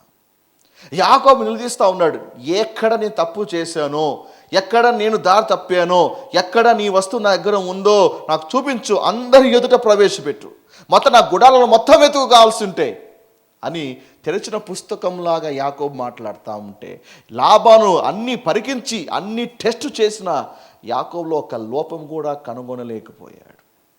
అంటే మన లైఫ్ ఎలా ఉండాలి అంటే, మన బ్రతుకు ఎలా ఉండాలి అంటే, ఏమండి, ఒక్కొక్కసారి మన మీద నింద వస్తుంది, ఒకసారి మన మీద అప్పుడప్పుడు ఇలాంటి ఒక లేనిపోనిటువంటి అబండాలు వస్తూ ఉంటాయి. వచ్చినప్పుడు ఊరికే కేకలేసి అరుపులతో ఏమండి గొడవలతో దాన్ని ప్యాచప్ చేయడం కాదు. నిజంగా పరిస్థితి వస్తే మనము ప్రూవ్ చేసుకోగలగాలి. నిజంగా అలాంటి పరిస్థితి వచ్చినప్పుడు రుజువు చేసుకోగలగాలి. గొడవ పెట్టుకొని వెళ్ళిపోవడం కాదు. మనము ఓపికతో అది వాళ్ళు ఏ విషయంలో నిరారోపణ చేస్తూ ఉన్నారో అవన్నీ కూడా వాళ్ళుగా పరీక్షించి తెలుసుకునేటట్లుగా మనము అవకాశం ఇవ్వాలి. ఎలాంటి లైఫ్ జీవించాలో తెలుసా? ఎవడు ఎన్ని అబండాలు ఎన్ని నిందలు వేసినా మనలో ఏ లోపము వాళ్ళు కనుగొనకూడదు. అర్థమైందా? చిన్న పుస్తకంలాగా మనం చదవాలి. మనము ఏమై ఉన్నామో అనువున శోధించినప్పుడు, ఏమని నిన్నే కాదు, నీ గురించి 10 మంది దగ్గర విచారించిన, నీ గురించి ఎవరి దగ్గర విచారించిన, నీ ఏరియాలో ఏ రూపంలో వాళ్ళు శోధించిన, లాభను గుడారంలో ఎలాగైతే శోధించారో నీ లైఫ్ నా స్టెప్ బై స్టెప్ అన్ని ఏరియాలో టెస్ట్ చేసినప్పుడు నీవు కూడా అంతే యథార్థముగా నిలబడగలగాలి. దానియేలు గురించి ఒక చక్కని సాక్ష్యం ఉంది. దానియేలు 6వ అధ్యాయము 4వ వచనం. నా ప్రార్థన మనందరి జీవితం కూడా ఈ దానియేలు వలె ఉండాలి. దానియేలు గ్రంథము 6వ అధ్యాయము 4వ వచనం. దీవించబడుతున్నారా? Praise God. దానియేలు గ్రంథము 6వ అధ్యాయము 4వ వచనం. దానియేలు విషయమై నింద వచ్చినప్పుడు, దానియేలు కూడా ఇలాంటి అనుభవం ఎదుర్కొన్నప్పుడు దానియేలు గురించి బైబిల్ ఏమైనా సాక్ష్యం ఇస్తుందో చూడండి. దానియేలు 6వ అధ్యాయము 4వ వచనం. అందుక ప్రధానులు అధిపతులను రాజ్య పాలన విషయంలో దానియేలు మీద ఏదైనా ఒక నింద మోపవలనని ఉండి తగిన హేతువు కనిపెట్టుచుండిరి గాని దానియేలు నమ్మకస్తుడై ఏ నేరమైనను ఏ తప్పైనను చేయనివాడు గనుక దానియేలులో తప్పైనను లోపమైనను కనుగొనలేకపోయిరి. ఎంత అద్భుతమైన సాక్ష్యం అది! తప్పులు వెతకతా ఉన్న తప్పులు కనిపించట్లేదు. అవకాశం ఏదైనా చిన్న ఛాన్స్ దొరకపోదా పాయింట్అవుట్ చేయడానికి అంటే దానిలో ఏ లోపము కూడా కనుగొనలేకపోయారంట. ఎంత అద్భుతమైన క్యారెక్టర్ అండి! ఎంత అద్భుతమైనటువంటి జీవితం అండి! మన లైఫ్ స్టైల్ అలా ఉండగలగాలి.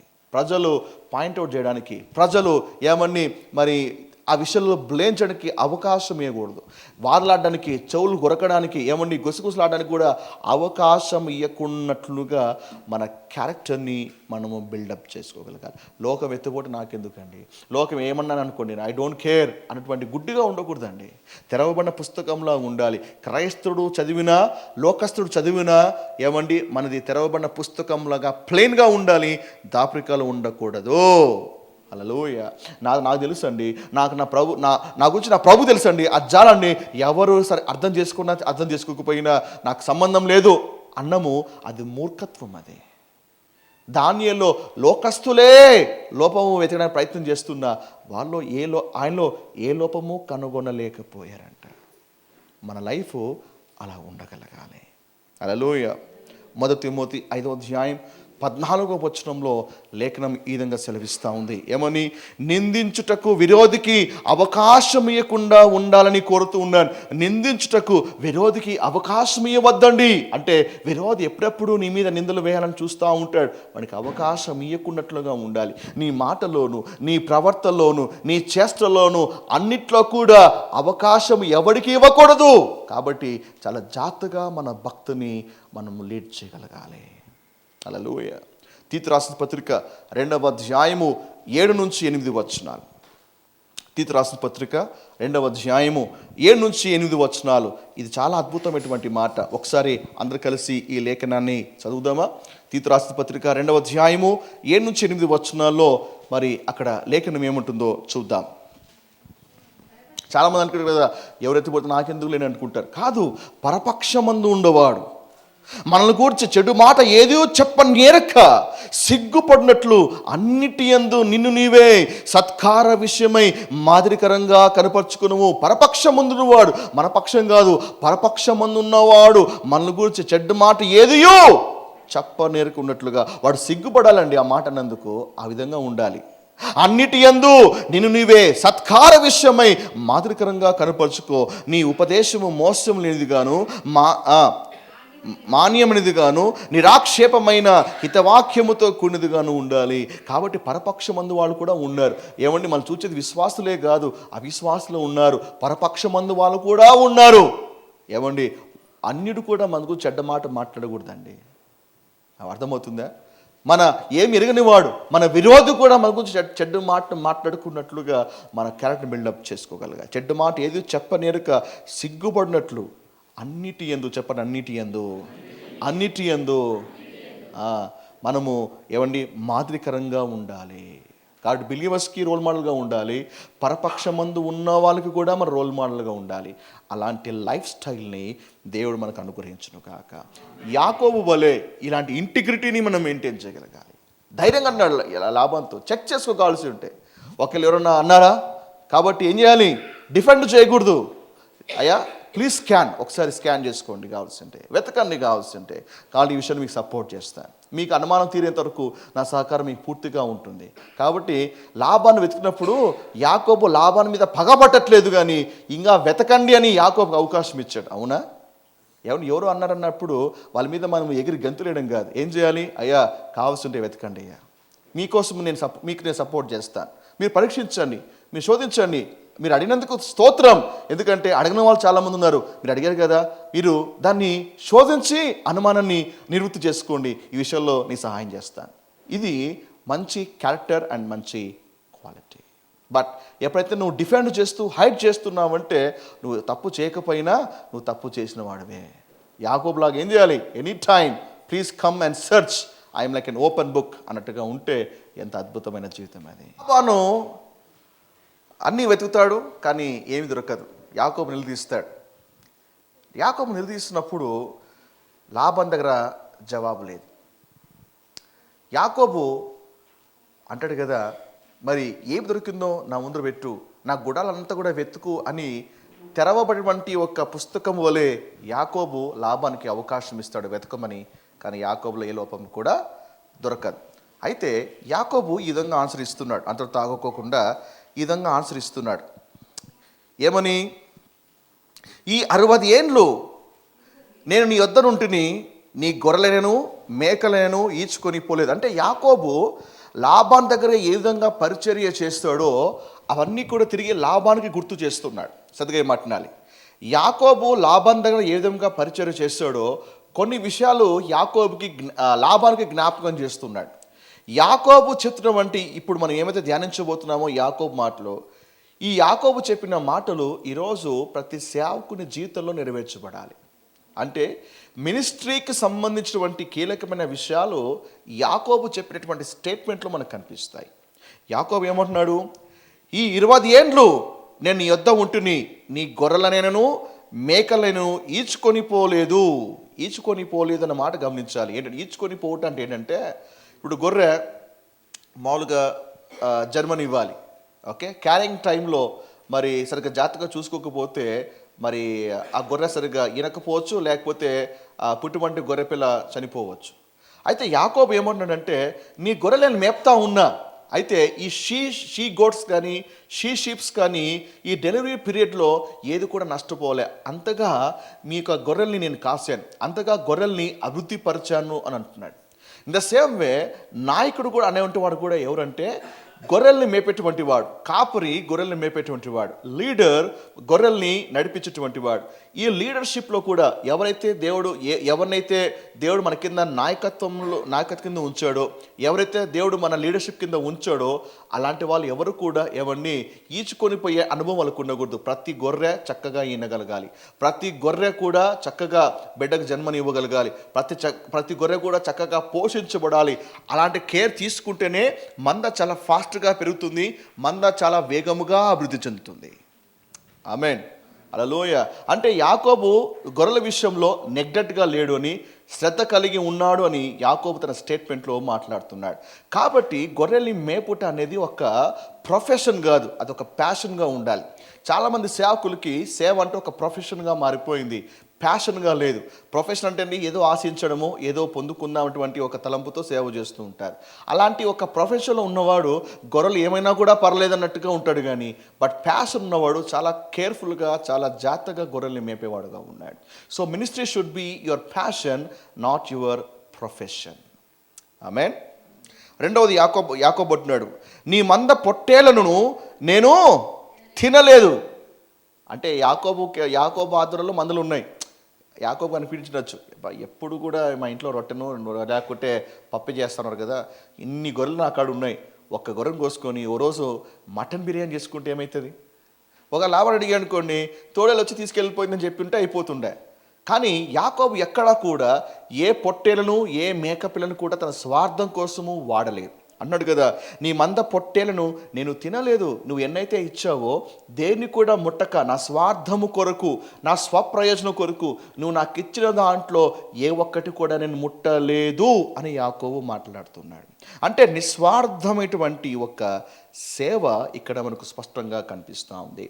లీడర్ కూడా తన గొర్రెలను ఇలాంటి నిస్వార్థంతో కాయగలగాలి. అర్థమవుతుందా? నిస్వార్థముతో అంటే వాళ్ళ నుంచి అయితే పొందుకోవడం కాదు, వాళ్ళు నిస్వార్థంగా సేవ చేయగలగాలి, తాము ఈ పరిచర్య విషయమై అప్పగించుకోగలగాలి. ఆమేన్. అండ్ థర్డ్ క్వాలిటీ, మూడవ లక్షణం ఏంటంటే, యాకోబు అంటున్నాడు కదా, దుష్ట ముఖముల చేత చీల్చబడిన దానిని నీ యొద్దకు తేక ఆ నష్టమును నేనే పెట్టుకుంటుని. ఒకవేళ చీల్చబడినటువంటి గొర్రె ఉంటే, అయ్యా నాకు సంబంధం లే, తోడేలు వచ్చింది చంపేసింది కానీ నేనేం చేయను అని చెప్పి ఉండొచ్చు. అయినా కూడా నష్టమైనా అది యాకోబు అకౌంట్లోకే వేసుకున్నాడు, కానీ లాభాన్ని అకౌంట్కి వేయట్లేదు. ఇది కూడా ఒక లీడర్షిప్, ఒక క్వాలిటీ. మనము దేవుని యొక్క సేవలో ముందుకెళ్తున్నప్పుడు, పరిచయంలో మనం ముందుకెళ్తున్నప్పుడు ఏమన్నీ సహోదరుల విషయంలో అప్పుడప్పుడు నష్టపోవాల్సినటువంటి పరిస్థితి రావచ్చు. అర్థమైందా? కాబట్టి మనకి క్యారెక్టర్ ముఖ్యమా, నష్టం ముఖ్యమా? ఇంటిగ్రిటీ ముఖ్యమా, మన నష్టం ముఖ్యమా అని ఆలోచన వేస్తే మనం క్యారెక్టర్ అని ఇంటిగ్రిటీకే మనము ఓటు వేయగలగాలి. కొన్నిసార్లు నష్టం వచ్చినప్పుడు మనం భరాయించడమే మనం మంచిది. ఒకసారి రెస్టారెంట్కి వెళ్తా అండ్ ముందుగానే మళ్ళా కడతాము అని చెప్పేసి హోటల్ నుంచి మనం తెచ్చుకుంటాం. ఆ తర్వాత మనము ఆన్లైన్లో దాన్ని ట్రాన్స్ఫర్ చేస్తాను. నేను తరచుగా అదే చేస్తూ ఉంటాను. అప్పుడు ఆర్డర్ తెప్పిస్తాను అండ్ నేను ఆన్లైన్ పే చేస్తాను అని చెప్తూ ఉంటాను. అయితే ఇంటికి వస్తుంటుంది, ఆ తర్వాత నిదానంగా నేను ఆన్లైన్ ట్రాన్స్ఫర్ చేస్తాను. ఒకసారి వేరే వాళ్ళతో ఇచ్చి కూడా పంపిస్తూ ఉంటాను. అయితే పంపించినప్పటికి కూడా ఒకసారి ఆ హోటల్ వాళ్ళకి అర్థం కాక, సార్ మరి లాస్ట్ బ్యాలెన్స్ ఇంకా పెండింగ్ ఉంది అంటారు. నేను అంటాను, లేదు ఆల్రెడీగా పంపించేసాను అంటే, ఎప్పుడు పంపించారు? ఇదిగో పలానా వ్యక్తి ద్వారా పంపించాను అంటే సార్ మా అకౌంట్లో ఇది ఎంటర్ కాలేదు సార్. అకౌంట్లో ఎంటర్ కాలేదు ఆ మాట చెప్పినప్పుడు మనం ప్రూవ్ చేయగలుగుతామా? లేదు. అక్కడ మనకు నష్టం ఏర్పడతా ఉంది. ఇప్పుడు మన ముందర ఆప్షన్ ఏమంటే, లేదో కట్టానని వాదించి అతని దృష్టిలో మనము ఏదో చీట్ చేస్తున్నామంటగా అనిపించుకోవడమా, లేదా మనము కట్టి నష్టమైనా సరే అక్కడ మన క్యారెక్టర్ని నిలబెట్టుకోవడమా? ఏం చేస్తాను? ఒకవేళ కట్టలేదు అంటే అంటాను, మీరే కరెక్ట్ అయి ఉండొచ్చులే, బహుశా నేనే పొరపడ్డానేమో అని తీసి దాన్ని డబ్బులు కడతాను. ఒకసారి కట్టిన తర్వాత వాళ్ళు రియలైజ్ అవుతారు, అవును ఆల్రెడీగా కట్టారు కదా, ఎందుకంటే అక్కడ బ్రదర్స్ ఉన్నారు. ఒకసారి కమ్యూనికేషన్ మిస్టేక్ వల్ల ఎంట్రీ కావచ్చు. అగైన్ వల్ల మళ్ళీ సార్ మీరు ఆల్రెడీ కట్టారు, మా వైపే ఈ మిస్అండర్స్టాండింగ్ ఉంది, so please take back your money. అక్కడ ఏమవుతుంది? అక్కడ క్యారెక్టర్ని మనం నిలబెట్టుకుంటూ ఉన్నాం. ఒకసారి ఇలాంటి ఒక అనుభవాలు మన జీవితంలో కూడా రావచ్చు. కాబట్టి ఇది నా డబ్బులు పోతే, నా డబ్బులు, కష్టమైన డబ్బులు అని అప్పుడప్పుడు దీన్ని చూస్తూ ఉంటాం. ఈ ప్రయత్నంలో మన క్యారెక్టర్ని మనం పోగొట్టుకుంటూ ఉంటాం. ఏమండి, మన పరిచయాలు అప్పుడప్పుడు ఇలాంటి నష్టపోయేటువంటి పరిస్థితులు ఏర్పడినప్పటికీ కూడా దేనికి స్తోత్రం, యాకోబు మరి ఆ నష్టము నేనే భరించుకున్నాను అని చెప్పాడు. కానీ మీకు ఒక విషయం తెలుసా? అలా భరించుకున్నప్పటికీ కూడా లాబాను కంటే దేవుడు యాకోబునే గొప్పగా దీవించాడు. అర్థమైందా? లాబాను ఆస్తి కంటే యాకోబే ఎక్కువగా ఆస్తిపడయ్యాడు. అంటే నష్టం భరించుకున్నప్పటికీ కూడా దేవుడు యాకోబుని ఎక్కడా తక్కువ చేయకుండా లాబాను కంటే గొప్పగా దీవించాడు. ఏమండి, మూర్ఖంతో నష్టపోయేది కొన్ని ఉంటాయి. రెండవది, నిజంగా మన వైపు తప్పు లేకపోయినా నష్టపోయేవి కొన్ని ఉంటాయి. కానీ క్యారెక్టర్ దృష్టిలో పెట్టుకొని, నీ ఇంటిగ్రిటీని దృష్టిలో పెట్టుకొని, దాన్ని సహోదర ప్రేమ విషయమే దాన్ని భరించావా, దేవుడు ఆ నష్టాన్ని కూడా దేవుడు దీవెనకరంగా మారుస్తాడు.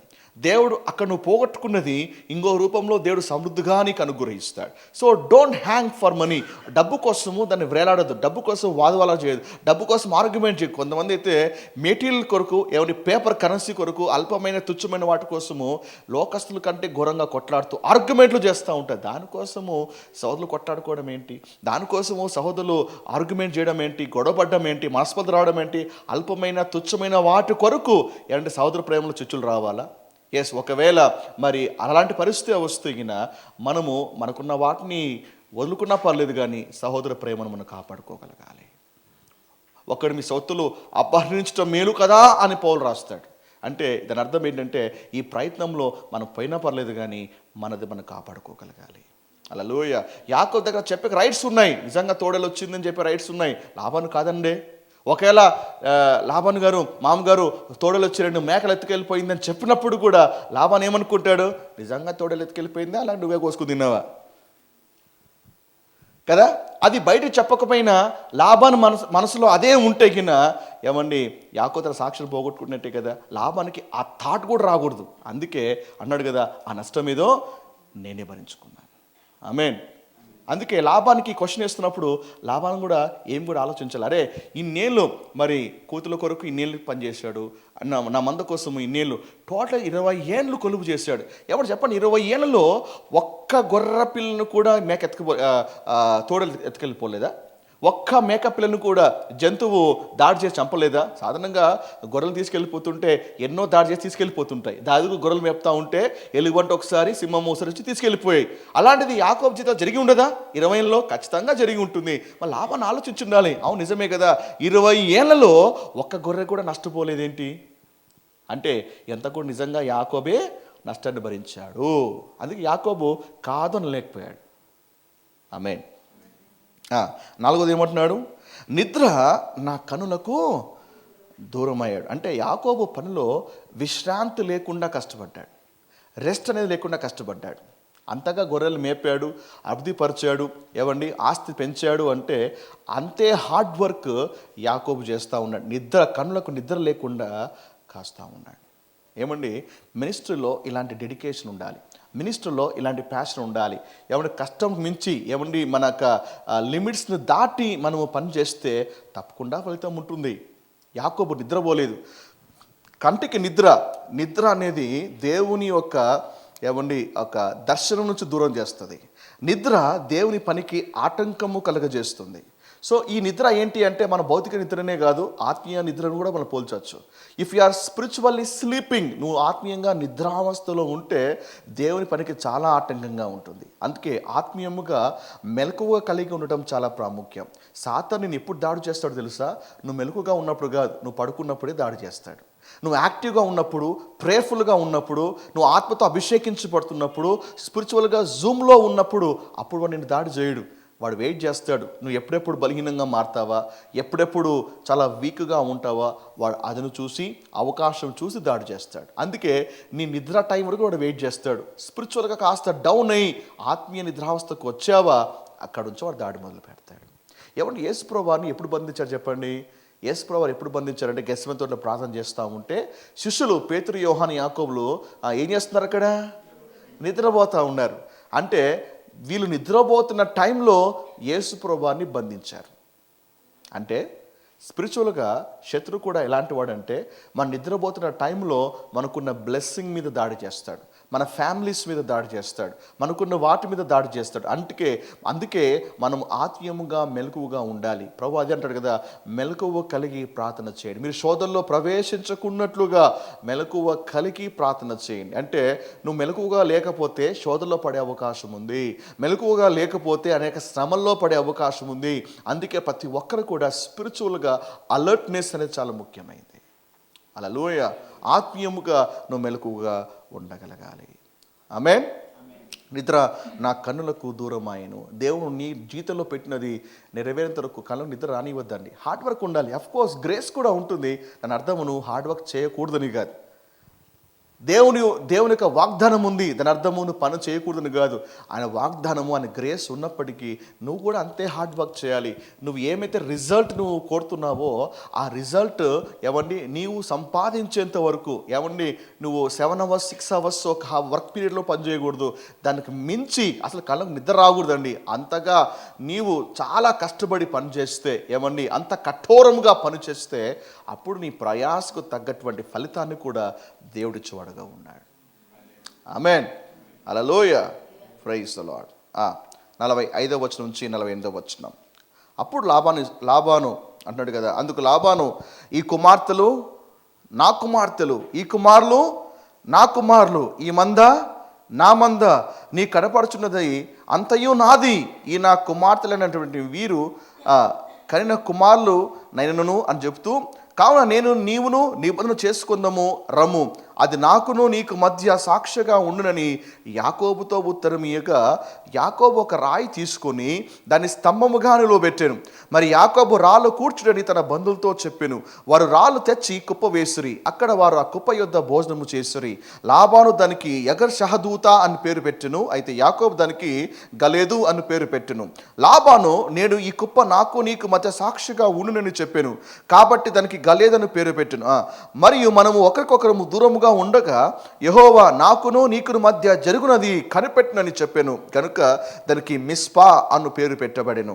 అంతటా లాబాను, నీవు నా కుమార్తెలను బాధ పెట్టినను, నా కుమార్తెలను గాక ఇతర స్త్రీలను పెళ్లి చేసుకున్నాను అని చెప్తూ, చూడుము మన మధ్య ఎవరు లేరు కదా, నాకు నీకును దేవుడే సాక్షి అని చెప్పాను.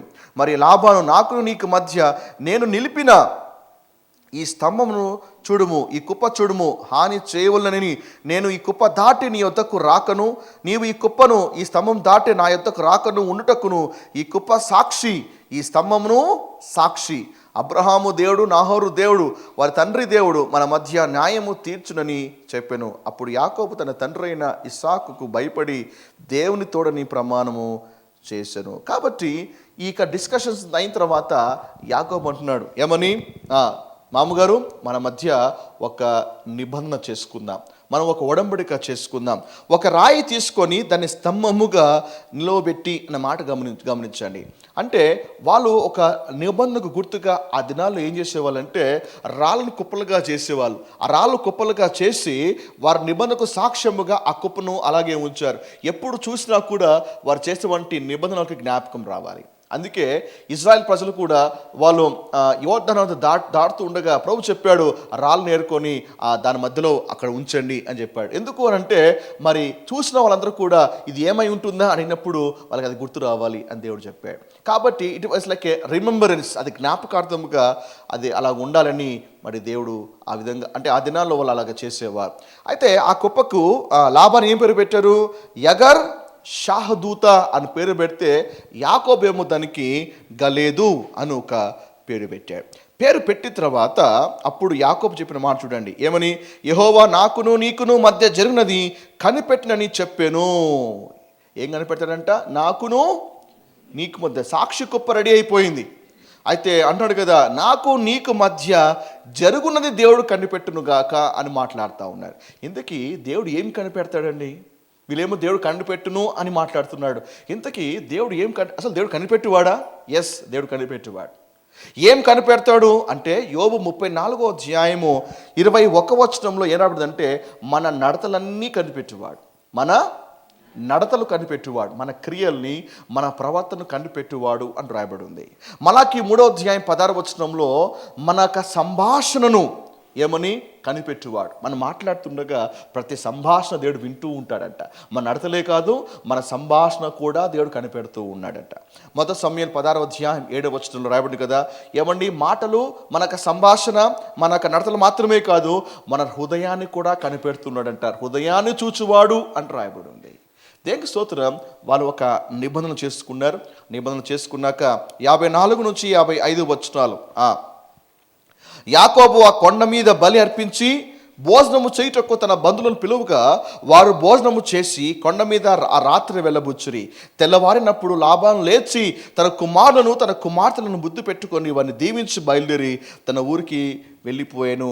అంటే ఆ కొండ మీద ఏమవుతుంది? ఆ కొండ మీద యాకోబు బలి అర్పించాడంట. చెప్పండి, బలి అర్పించాడు. ఏంటి చెప్పాలి? ఏమర్పించాడు? బలి అర్పించాడు. ఈ బలి ఏంటి అంటే, ఈ బలి 2 రకాలుగా ఉంది. మొదటిది ఏమంటే ఇది సమాధాన బలి. ఏం బలి అది? సమాధాన బలి. అంటే అందరికి డిస్కస్ నడుచున్నాయి. ఇప్పుడు బలి అర్పించడము ద్వారా ఏమైంది? లాబానికి యాకోబు మధ్య ఒక సమాధానము అనేది ఏర్పడింది. బలి ఇరువురి మధ్య సమాధానం తీసుకుని వచ్చింది. ద సేమ్ వే దేనికి స్తోత్రం, మన ప్రభు అయిన యేసు ప్రభు కూడా ఈ బలికి సూచనగా ఉన్నాడు. ఆయన బలి ద్వారానే మనకి తండ్రితో సమాధానం లభించింది. ఆయన బలి ద్వారానే మనకి సహోదరులతో సమాధానం అనేది ఏర్పడింది. సో సమాధానానికి ఒక బలి అనేది అర్పించబడింది న్యూ టెస్ట్మెంట్లో. మరి అలాగే యేసు ప్రభు వారు కూడా మన సమాధాన బలిగా అర్పించబడ్డాడు. అందుకే తండ్రి దగ్గర మనకు సమాధానం దొరికింది. హల్లెలూయా. ఒకప్పుడు మన తండ్రికి మనమండి, ఒకప్పుడు ఏమంటే దేవునికి మనము విరోధులుగా ఉండేటువంటి వారం. రక్షించబడక ముందు, దేవుని దగ్గరకు రాకముందు మనం కూడా చీకట్లో చిందులాడుతున్నప్పుడు మనమంతా మన మీద ఉగ్రత అనేది నిలబడి ఉండేది. మనం కూడా we are enemies to God, we were enemies to God. అయితే దేవుని స్తోత్రం, క్రీస్తు బలియాగము ద్వారా తండ్రితో మనకు సమాధానం ఏర్పరచబడింది. చెలుపై చెప్పండి, యేసయ్యా నీ సమాధాన బలులు బట్టే తండ్రితో నాకు సమాధానం లభించింది. నీ బలియాగమును బట్టే, నీ బలిని బట్టే తండ్రితో నాకు సమాధానం. ఆమేన్, హల్లెలూయా. అండ్ దాంతోపాటు బంధువులను పిలుచుగా వారు కూడా వచ్చి భోజనం చేశారు. అంటే బలి అర్పించబడింది. బంధువులందరూ పిలవగానే బంధువులందరూ కూడా కూర్చొని కలిసి భోజనం చేశారు. ఇదేంటిదంటే సహవాసపు బలి.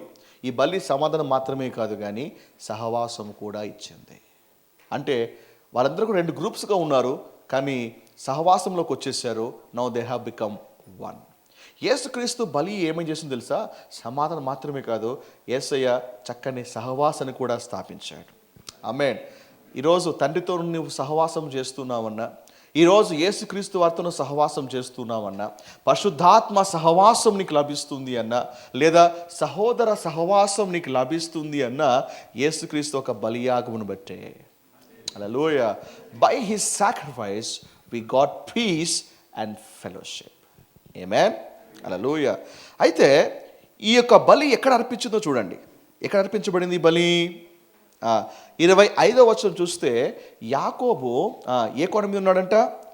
గిలాదు కొండ మీద ఉన్నాడంట. చెప్పండి, ఏ కొండ మీద?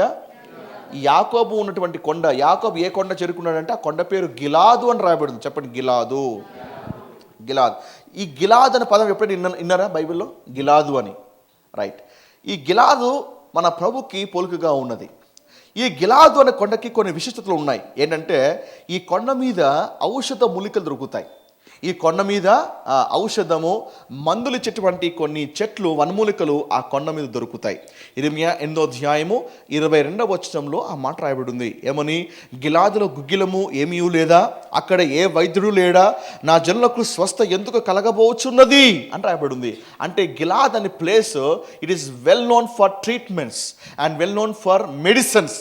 హల్లెలూయా. ఆ కొండ మీద ఔషధము ఉన్నది. దేనికి స్తోత్రం కలుగుగాక. క్రీస్తు బలిలోనే మనకు స్వస్థత. గిలాదు కొండ మీద ఏ విధంగా అయితే స్వస్థత ఇవ్వబడి ఉందో, గిలాదు కొండ మీద ఏ విధంగా అయితే ఔషధం ఉన్నదో, దేని బిడ్డరా, ఇక గిలాదు ఎవరో కాదు, మన ప్రభువైన యేసుక్రీస్తే.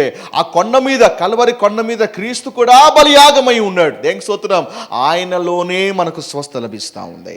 ఆయన పొందిన దెబ్బల చేత మనకు స్వస్థత లభిస్తూ ఉన్నది. ఆమేన్. Praise the Lord. ఈ కొండ మీద మరి కేవలము ఈ యొక్క ఔషధ మూలికలు మాత్రమే కాదు, కానీ ఈ కొండ సువాసన గలది. ఈ కొండ ఒక చక్కని పరిమళ వాసన ఈ కొండ నుంచి వస్తుంది. కారణం ఏంటంటే ఆదికాండం 37:25 గమనిస్తే ఆ కొండ మీద గుగ్గిలమంట, మస్తకి, బోలము అక్కడ దొరుకుతుందంట. దాన్ని బట్టి అక్కడ నుంచి చక్కని పరిమళ వాసన అనేకులకి అది వ్యాపిస్తూ ఉంది. అంటే బ్యూటిఫుల్ ఫ్రాగ్రెన్స్ ఆ కొండ వెదజల్లుతూ ఉంది. దేనికి స్తోత్రం. క్రీస్తు కూడా మనకు పరిమళ వాసనగా ఉన్నాడు. ఆమేన్. హల్లెలూయా. క్రీస్తు కూడా చక్కని పరిమళ వాసన. అదే కొండ మీద యేసు బలియాగమై ఉన్నాడు. ఏమిట్రా, ఆయన పరిమళ వాసనగా ఉన్నాడు. దేనికి స్తోత్రం. మనల్ని కూడా పరిమళ వాసనగా చేస్తూ ఉన్నాడు. మన ద్వారా ఆయన కూడా మరి పరిమళ వాసన వెదజల్లుతూ ఉన్నాడు. He became hour fragrance. Amen. And చివరిది, ఈ గిలాదు కొండకున్నటువంటి మూడవ ప్రత్యేకత ఏమంటే, ఈ కొండ మీద మంచి మేత భూములు ఉంటాయి. ఈ కొండ ప్రాంతం మీద, అంటే మేతకు మంచి అనువైనటువంటి ఒక ప్రాంతం అది. ఇర్మియా 50:19 అక్కడ రాయబడి ఉంది. కాబట్టి ఆ మేతకు అనువైనటువంటి ప్రాంతం. మేత అనగానే ఏంటిది? గొర్రెలకు ఆహారం కదా. మరి చాలామంది కాపర్లు ఆ కొండ మీద తీసుకెళ్తారు. ఎందుకంటే ఆ కొండ మీద వాళ్ళ గొర్రెలకు సమృద్ధమైనటువంటి ఆహారము లభిస్తుంది. చెప్పండి, యేసు ప్రభువారు మనకు జీవాహారం కాదా? ఆ కొండ మీద మనకు ఆహారం కాదా? యేసయ్య మనకు స్వస్థనిస్తున్నాడు. నెంబర్ 2, యేసు ప్రభువారు ఏం చేస్తున్నాడు? ఆయన మనకి పరిమళ వాసనగా చేస్తూ ఉన్నాడు. నెంబర్ 3, అదే యేసయ్య మనకి జీవాహారముగా ఉన్నాడు. ఆమేన్. సో కాబట్టి he is our bread of a life. ఆయన మనకి జీవాహారంగా ఉన్నాడు. కాబట్టి గిలాదు కొండ యేసుకి పోలికగా ఉన్నదే. ఆమేన్. హల్లెలూయా. ఆ తర్వాత దే హ్యావ్ పార్టెడ్ దేర్ వేస్. వాళ్ళు తమ దారు ఎవరి దారు వాళ్ళు చూసుకొని వాళ్ళు ముందుకు వెళ్ళిపోయారు. తర్వాత ఏమైంది అనేది నెక్స్ట్ చాప్టర్లో మనం చూడబోతున్నాం. ఇంతతో 31వ అధ్యాయం ముగిసింది. అండ్ నెక్స్ట్ వీక్ మనం 32వ అధ్యాయంలోకి అడుగుపెట్టబోతున్నాం.